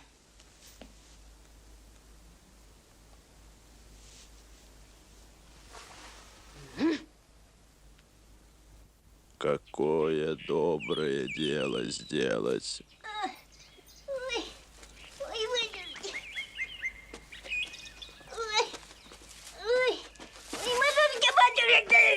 Бабушка, давай помогу. Помоги, родимый. Ой, сделай доброе дело. Доброе дело? С превеликой охотой. Не позарез доброе дело сделать нужно. Ну вот и сделай. Садись. Куда садиться-то? На гор. На гор. Садись. А далеко ты, бабушка, живешь? Ох, и далече, родимый, все в гору, а там с горы, а там опять в гору. А, так это ж хорошо. Хорошо-то хорошо, да смотри, не взапречь. Ну, поехали. Уж такая у меня доченька, ей что день, что ноченька. Целые сутки шьет и вяжет, слова не скажет. Утром и чай не допит, она уж печку топит. Топит, кухарит, и жарит, и варит. А как вымоет пол, да накроет на стол. Да что говорить, такую красоту и во сне не увидишь. Ну уж это, сватушка, лишнее. Наслышаны мы от людей, что у вас и вторая дочка есть. Ой, господи, да люди соврут, недорого возьмут. А у маменьки дочка одна я, а та не родная. Нет уж, вы нас уважьте, вы и вторую покажете. Мамань. Ну что ж, глядите, ежели хотите. Настенька! Настенька! Настенька! Настя! Подь сюда! Ух, змеище! Настенька, сладенькая ты моя, медовенькая. Покажись гостям. Ну, это нам совсем непригодное. Это чучело огородное. Да, у нашей дуры ни лица, ни фигуры. Вся в папеньку. Так я... Молчу, молчу, молчу. Ну, чем же мне вас, дорогие гостюшки, почивать? А нам хоть мясо, хоть рыба, за все спасибо. А мой сыночек гусячий потрошка очень обожает. Очень. Наська! Нет уж, пусть ваша красавица сама управится. Таков обычай. Мамань. А мы с сыночком посмотрим, какая она у вас хозяйка.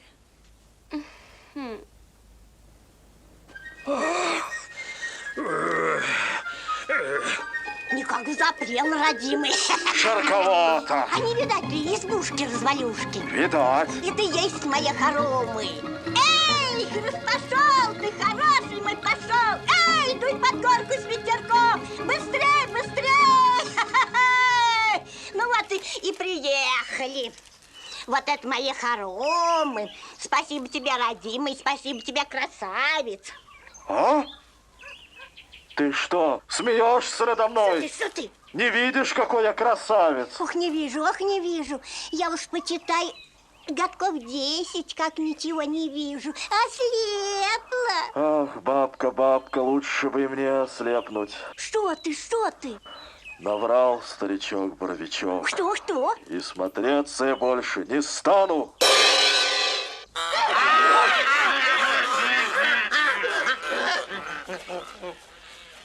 Ну как невеста?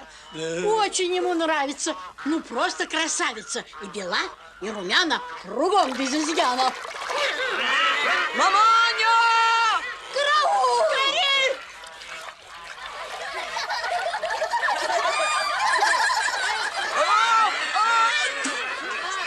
Марфушенька, доченька, спасайте! Маманя! Тащите! Марфушенька! Доченька! Марфуша! Спасите меня! Спасите меня скорее! Тащите! Мамуль! Крепче надо привязывать-то, голубушка. Отказывайте от моего дитяти. Зачем отказываться? Кому рожь, кому пшеница. Он парнишка молодой, хоть сейчас готов жениться. Не на этой. Марфушенька! А на той.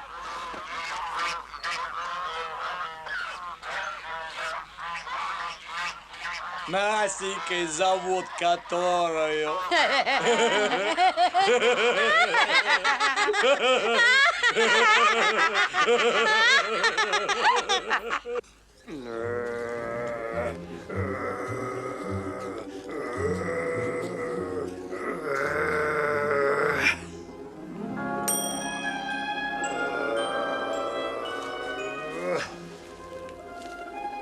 Клюка-то бабкина.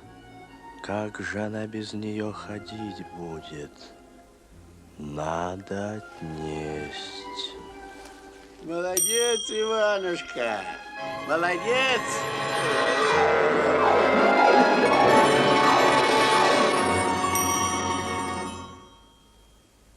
То ли видится мне, то ли кажется, то ли старый колдун куражится, на меня мороку навел. Сюда меня перышко путеводное привело. Здесь я с Настенькой повстречался.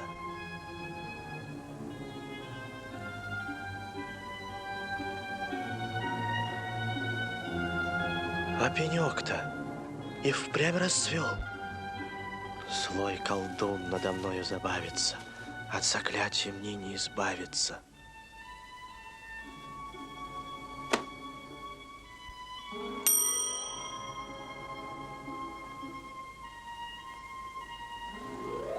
Знать теперь остается одно. Прощай, Настенька.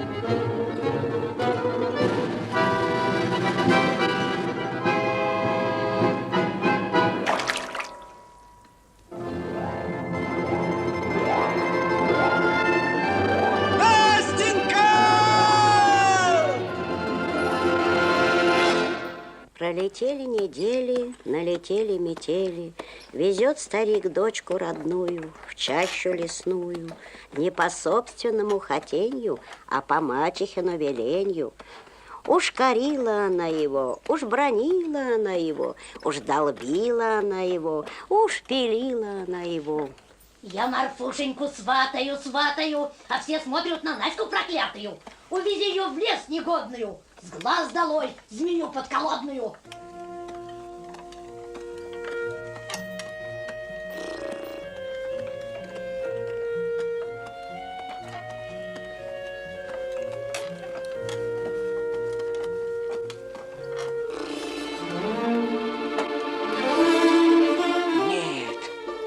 Пусть меня старуха хоть сосвету живет, пусть в могилу загонит, а я тебя, доченька, в лесу не оставлю.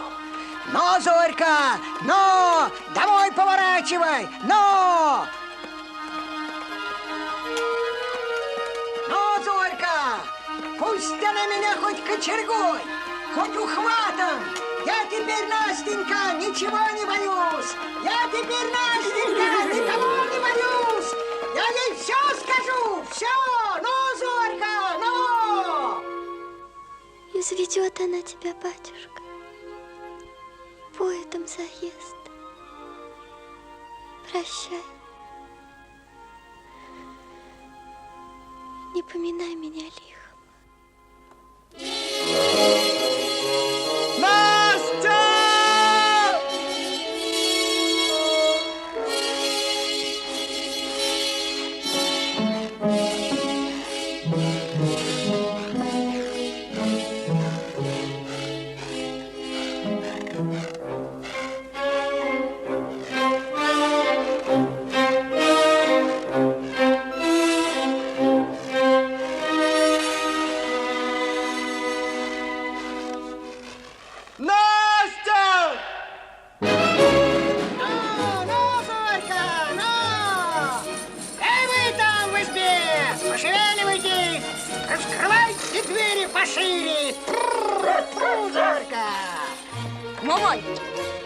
Чего? Хватит! Был ваш верх, теперь наш был. Молчу. Марфушенька, пойдем в избу, простынешь, душенька. Смотри у меня.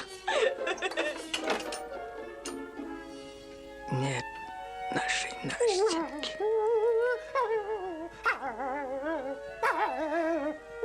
Тяпа.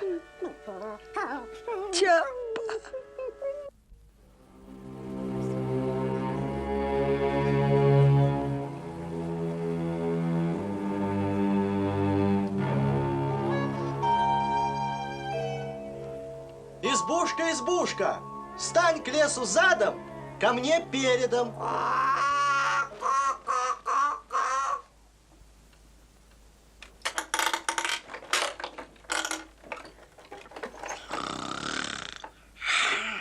Чего надо?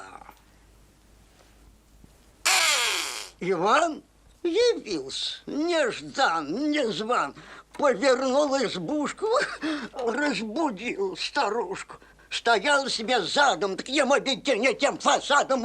Не серчай, бабуся, не серчай, Ягуся.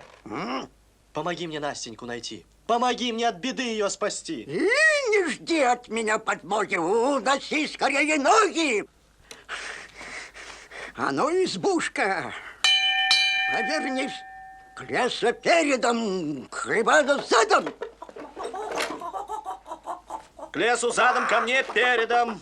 К лесу передом, к Ивану задом. К лесу задом, ко мне передом. К лесу передом, к Ивану задом. Тю, хулиган! Все равно мой верх будет. А ну, избушка, ко мне. Ко мне. Ко мне. Ко мне. Ко мне. Ко мне. Ко мне. Ко мне. Ко мне. Ко мне. Ко мне. Ладно. Недолго твой верх будет. И на силу свою не надейся. Ты естеством, а я колдовством. Чуфырь, чулпырь, не срабей, богатырь.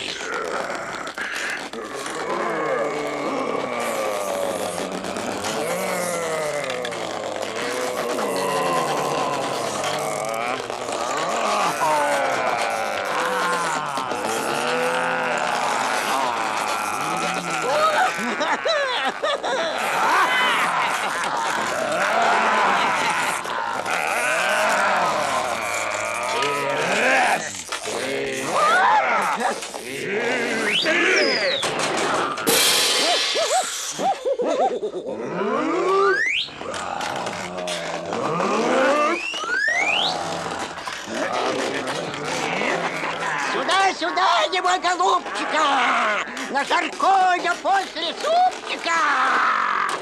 Зря ты, Иван, стараешься, ножками упираешься. Все равно я тобой пообедаю. Да я, бабулечка и гулечка, не нарочно. Не нарочно?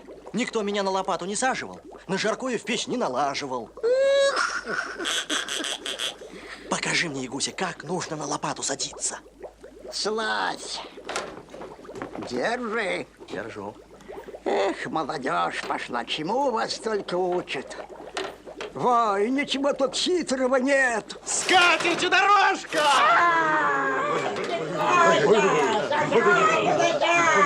А ну, улепетывайте, не то я вас в головешки превращу! Эй!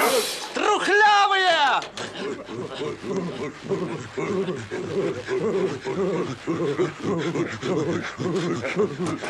Пощади, Иванушка, спекайся! С легким паром, бабуся. Говори, ведьма старая, где мне Настеньку найти? Ой, найти. Как мне Настеньку спасти? Ой, спаси. Терпи, бабуся, терпи, Ягуся. Вот так вот. Держись.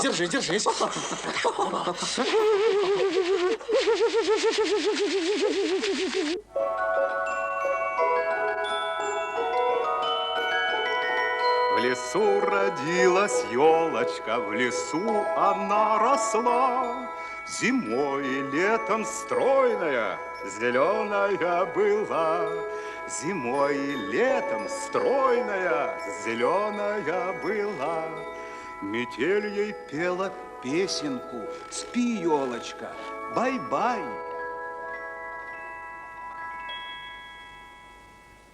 Мороз снежком укутывал, смотри, не замерзай.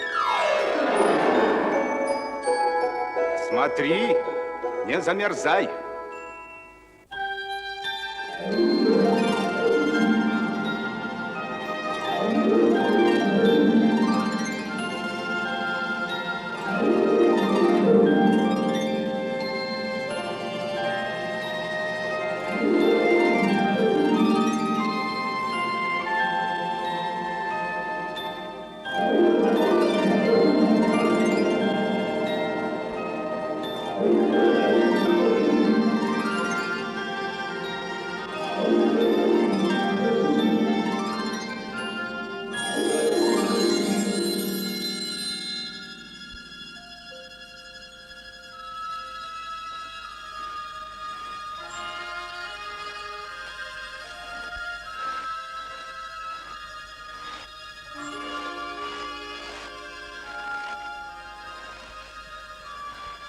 Откуда такая чудо-юдо? Из дому. Из дому? А тепло идти, девица? Тепло, батюшка Морозушка. Тепло.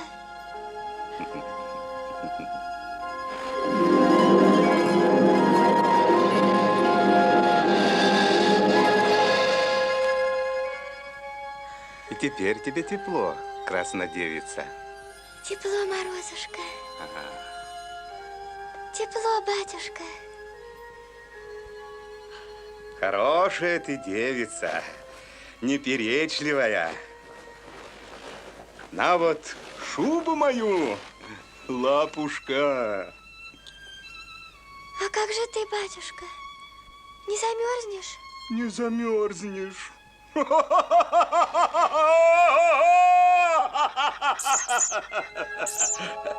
Птичка.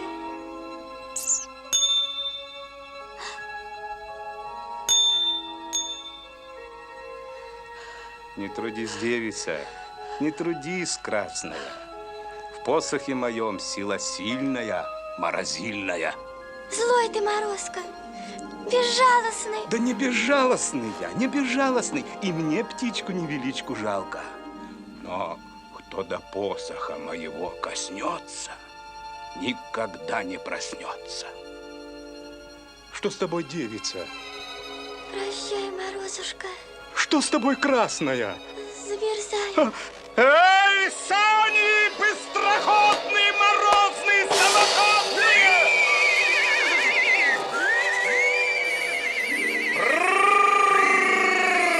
Залетные! Крепись, крепись, лапушка, крепись, не мерзни, не мерзни. Вот так, вот так. Вот. Мы еще у тебя на свадьбе гулять будем. О, салютные!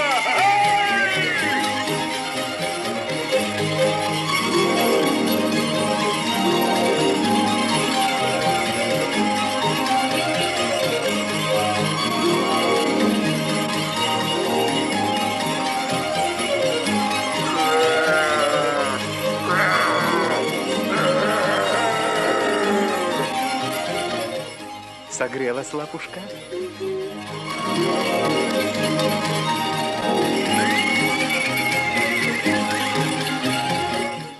Настенька, любовь. Ерунда. Вот тебе, голубчик, овчинный тулупчик. Правильно. Будьте здоровы, не простужайтесь. Что? Чуфыр. Чупир. Ух ты! О, вот саночки шустрые, цыц самоходные, самоходные, путеводные. Сами едут, сами правят, сами к Настеньке доставят. Тулупчик-то почти новенький, вернуть не забудь.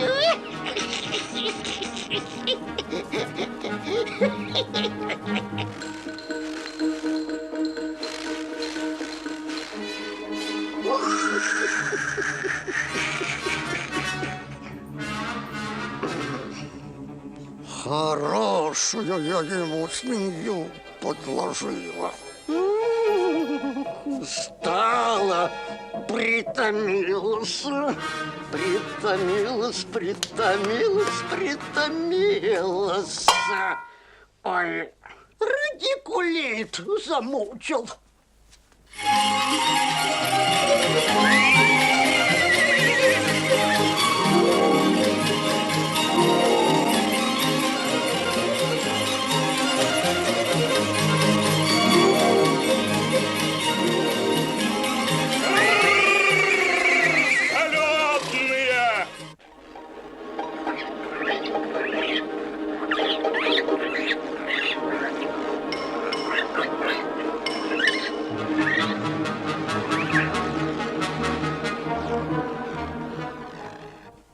И плохо мне, ох, и худо. Ни горячка у меня, ни простуда. Губит бедную старушку, ни хвороба. Губит душу сиротинку, злая злоба. Мяу, мяу.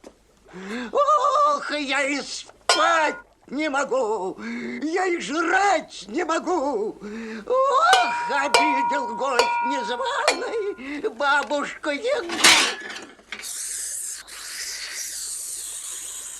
Я ж его съесть хотела, да не съела сама на лопату, как дура села.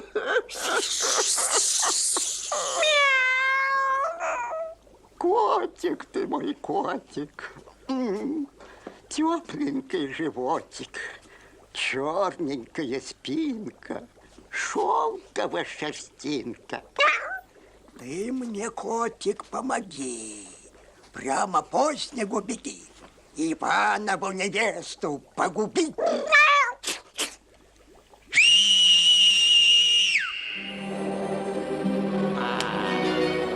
Теперь пойдет потеха.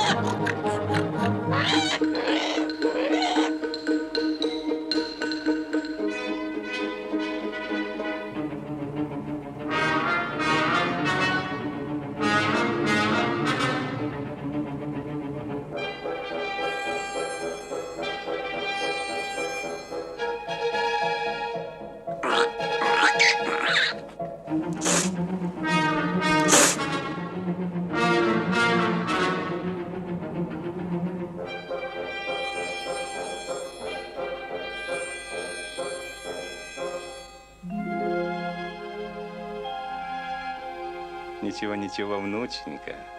Все будет по-хорошему. Никогда он тебя не забудет. Ну, я пойду, по лесу похожу, на березки до елочки погляжу, все ли там в порядке. А ты тут похозяйничай. Не скучай, внученька, я скоро вернусь.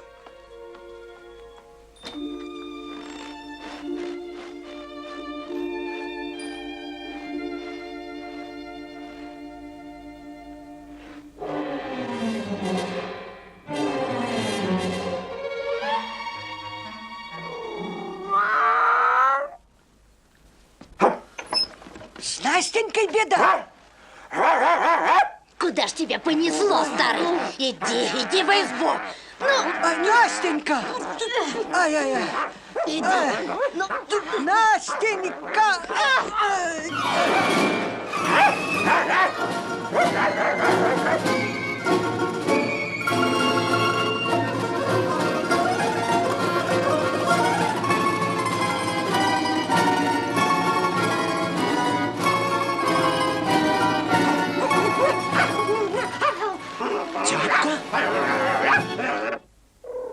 Кисонька. Киса. Куда ты, куда?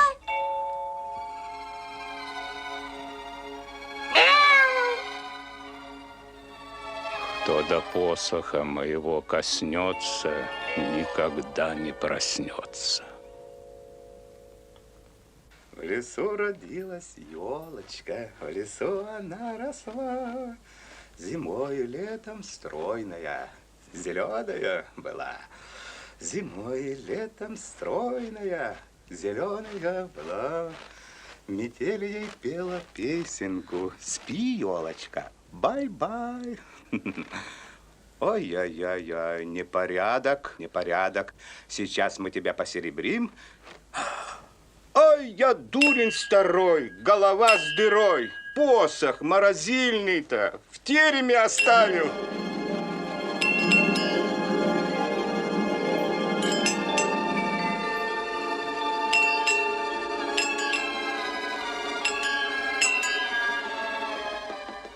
Тук-тук-тук! Кто в тереме живет? Кто мне дверь отопрет? Это я, Настенька, вернулся.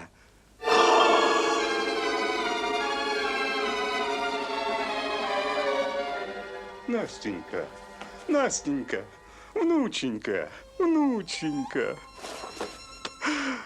Ах, я дурень старой, голова с дырой. Не уберег Настеньку.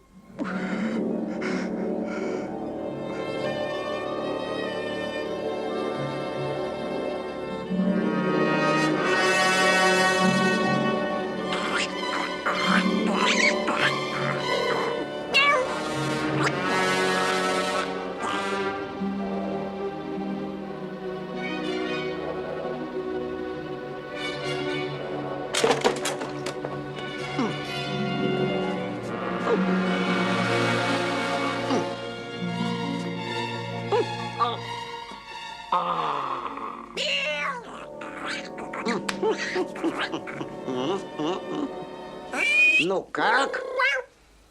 Молодцы! Вознагражу я вас по-егоцки.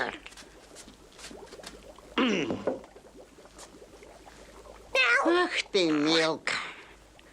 Вот тебе киска, сметаны миска.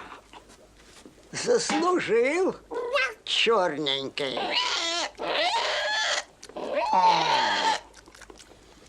Чупырь, чупырь. И ты молодец, вот тебе холодец. Заслужил рыженький.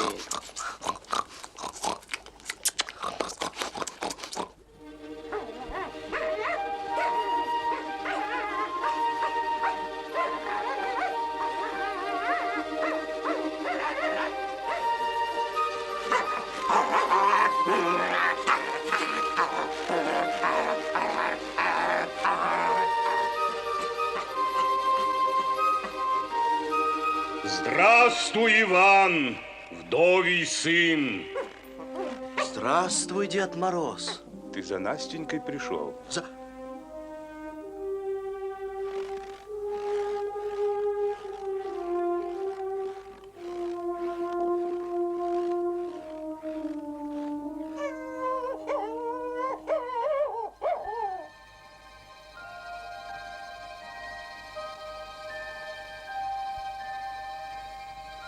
Настенька!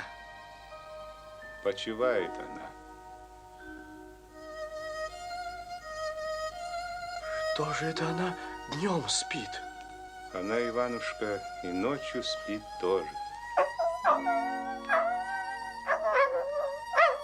Прости меня, Настенька, за то, что зря тебя обидел. Прости.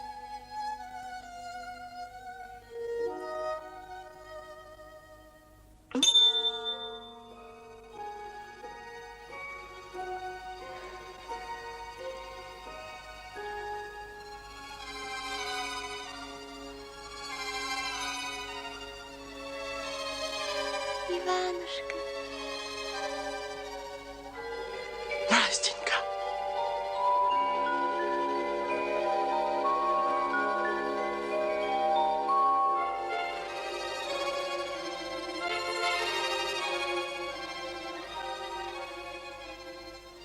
Иванушка. И какой же ты хороший стал. Правда? Лучше, чем был. А я теперь совсем другим сделался. Раньше я как жил? Сам себе служил. А теперь я готов одни только добрые дела делать. Вот я нынче какой стал. Ой, что это у тебя на щеке? А что? Да вроде опять медвежья шерсть пробивается. Пошутила я, Иванушка. Настенька. Чупырь, чупырь. А?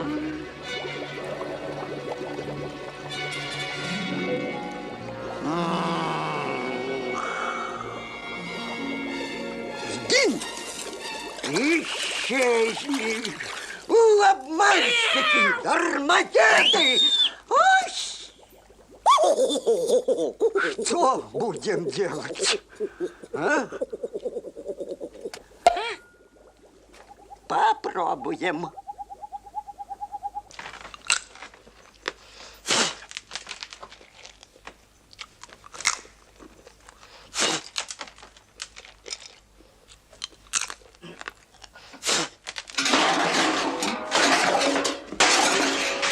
Других старух-старики тоже дураки, а все же не такие. Это ж надо родную дочь в лес уволочь, Деду Морозу на забаву, голодным волкам на расправу. Так я же. Молчу. Ну как теперь без Наськи? Ее в Валзаксу схватишь, на себя попячешь, и сердце разом отойдет. А тебя, старого, за что таскать? Бороденка паршивая, головенка плешивая.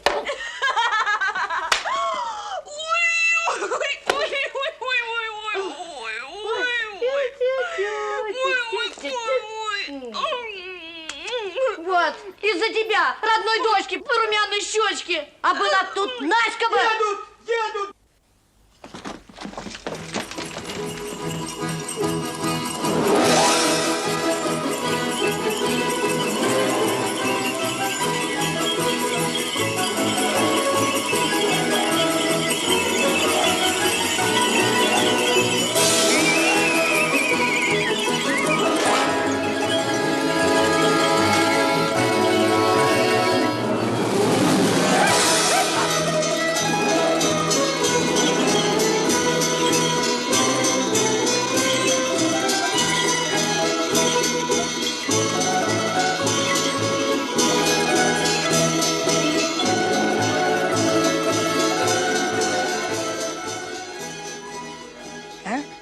Это жених мой. Иванушка. Все очень даже просто, батюшка. Морозко в лесу меня встретил, в своем терему приветил.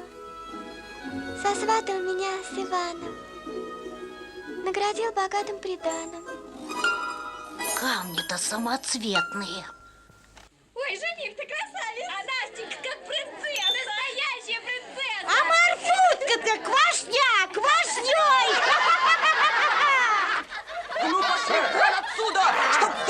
Вашего тут не было! Я тебе покажу, квашня! Сама ты квашня! Я тебе руки и ноги пообломаю! Марфушенька, успокойся, душенька! Уходите все отсюда! Хочу жениха! Хочу богатства! Хочу! По Марфушкину хотенью, по старухину велению, старик в лес Марфушку доставил, под высокую елью оставил.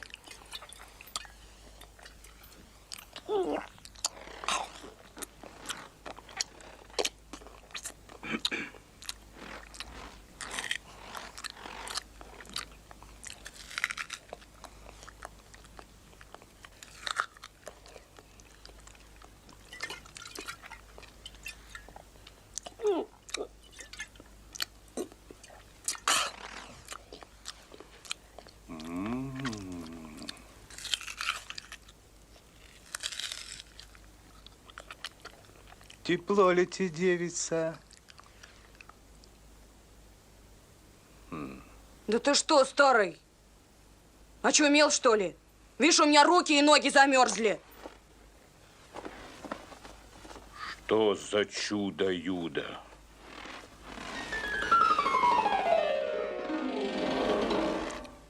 Тепло ли тебе, девица? Тепло ли тебе, красная?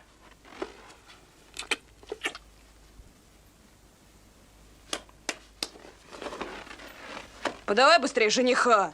Да приданного. Да побольше. То-то же. Как медведи в берлогах, спокойненько. Спокойненько. У лисицы под снегом нора. У вороны гнездо. У разбойников Ничего. ни халам, ни двора. Ох и голодно нам. Ох и голодно нам. Тихо! По местам. Быстрей! Грабить будем! Говори! Не зевай!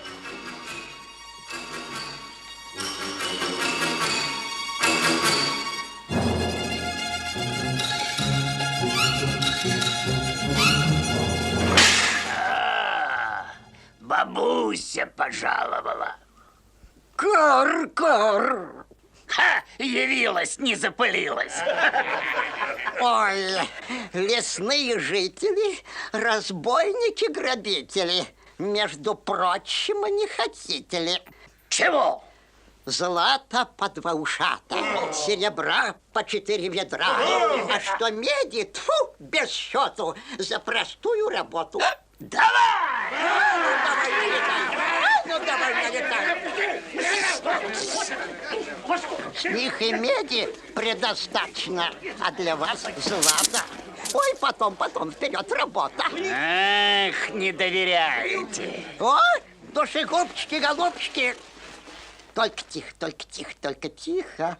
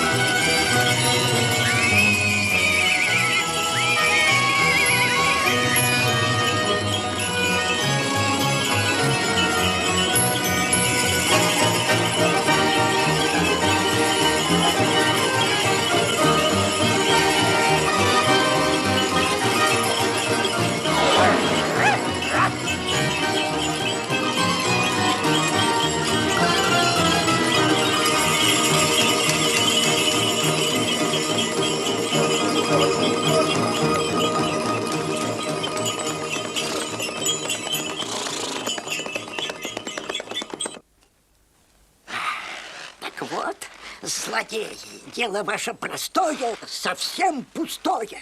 Проедут сейчас через это место Иван, вдовий сын, и его невеста. Их надо схватить, скрутить, связать, пытать.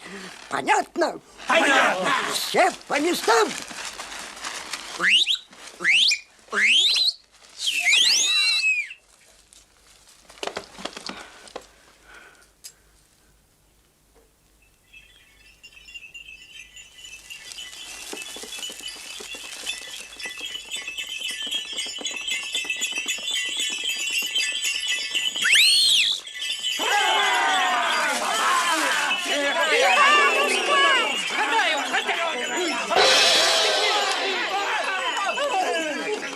Держись, Настенька!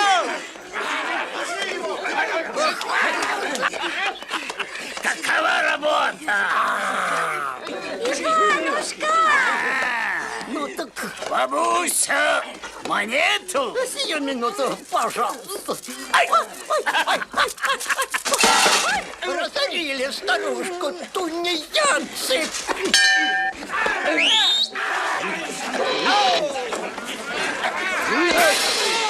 Смирись, Иван! Не то будет сполна расплата за лопату. За мной!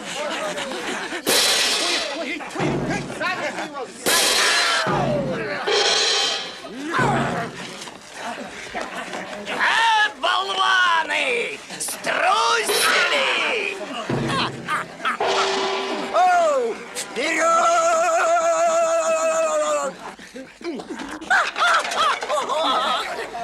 Метелка, метелка, метелка!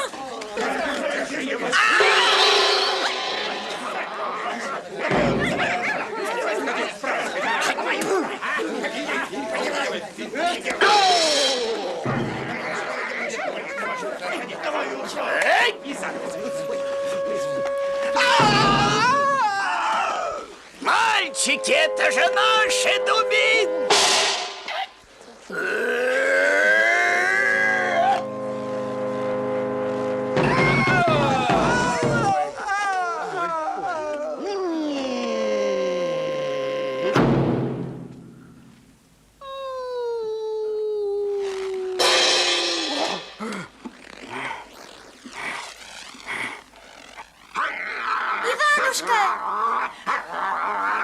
Настенька! Берегись, Иванушка! О, подлая! Пощади бабушку, пощади бабушку! Не будет тебя пощады!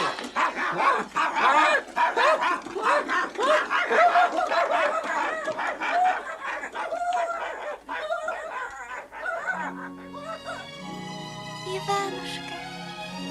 Настенька.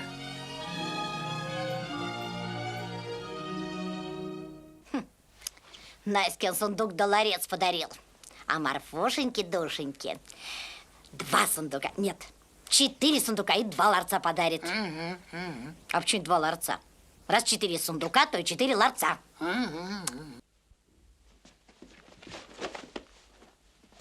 Наськин мужика сосватал. А Марфушеньке-душеньке барина-боярина припасет. Едут.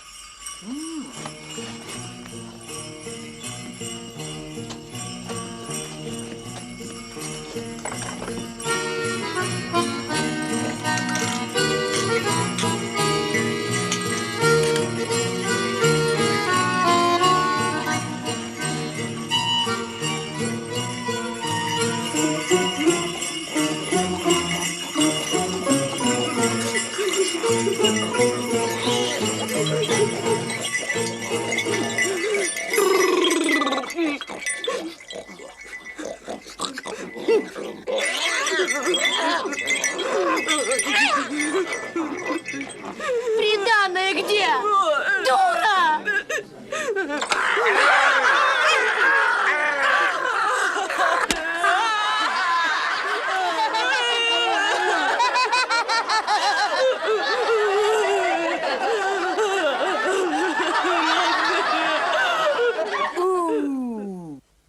Молчу, молчу. Тьфу на вас! Горько!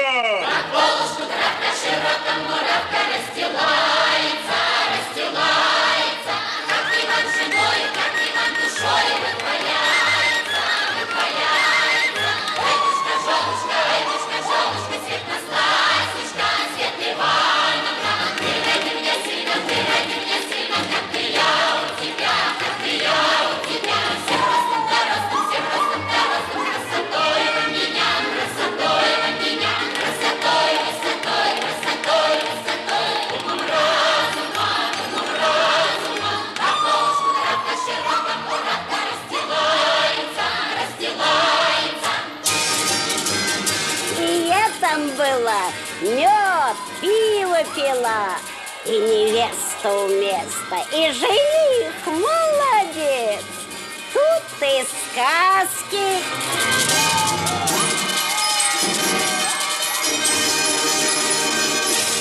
Thanks for spending some time with us tonight. We are your committee program. We continue to be your committee program, but we don't know when and how often we will be releasing content this year. And so just wanted to be absolutely clear in expectations of that. Thanks for everyone who's been asking and writing in and curious.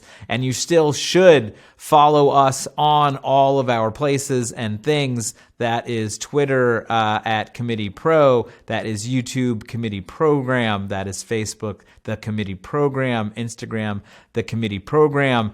Patreon will not be turned on, but we appreciate even the thought that you would ask for me how to get there. Appreciate that. And stick around for the next few months because we were so busy with all of these crazy elections that there are many segments that were put out as whole shows that have not been put out as their own segments yet. And so I'm hoping for the first 3 months of this year, even if we're not putting out regularly produced content, to be putting those back out, especially the evergreen stuff, at a pretty decent clip, because there's just a lot of smart conversations, a lot of interesting people, and a lot of important things that need to be elevated. Global solidarity is the only way it's going to work. Thank you. Comite, comitato, comitiet, comiteto, corul, comici, we yantwe, submiti, we comiti.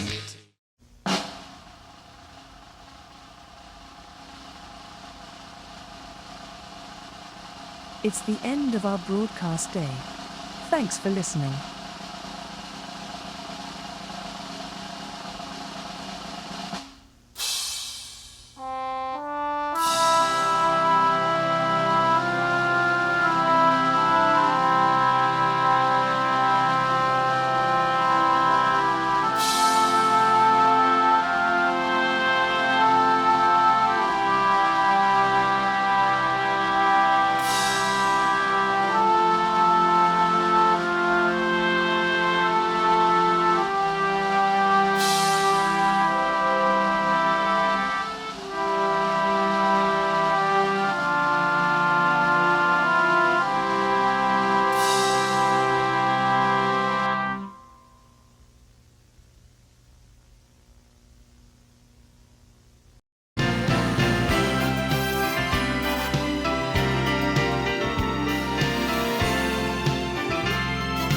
This was the first program in our third series. For more global infotainment from the committee program, click on the video screen right or screen left. Please like and subscribe to the committee program on Sundays at 4 p.m. Eastern and 10 p.m. Central European Time.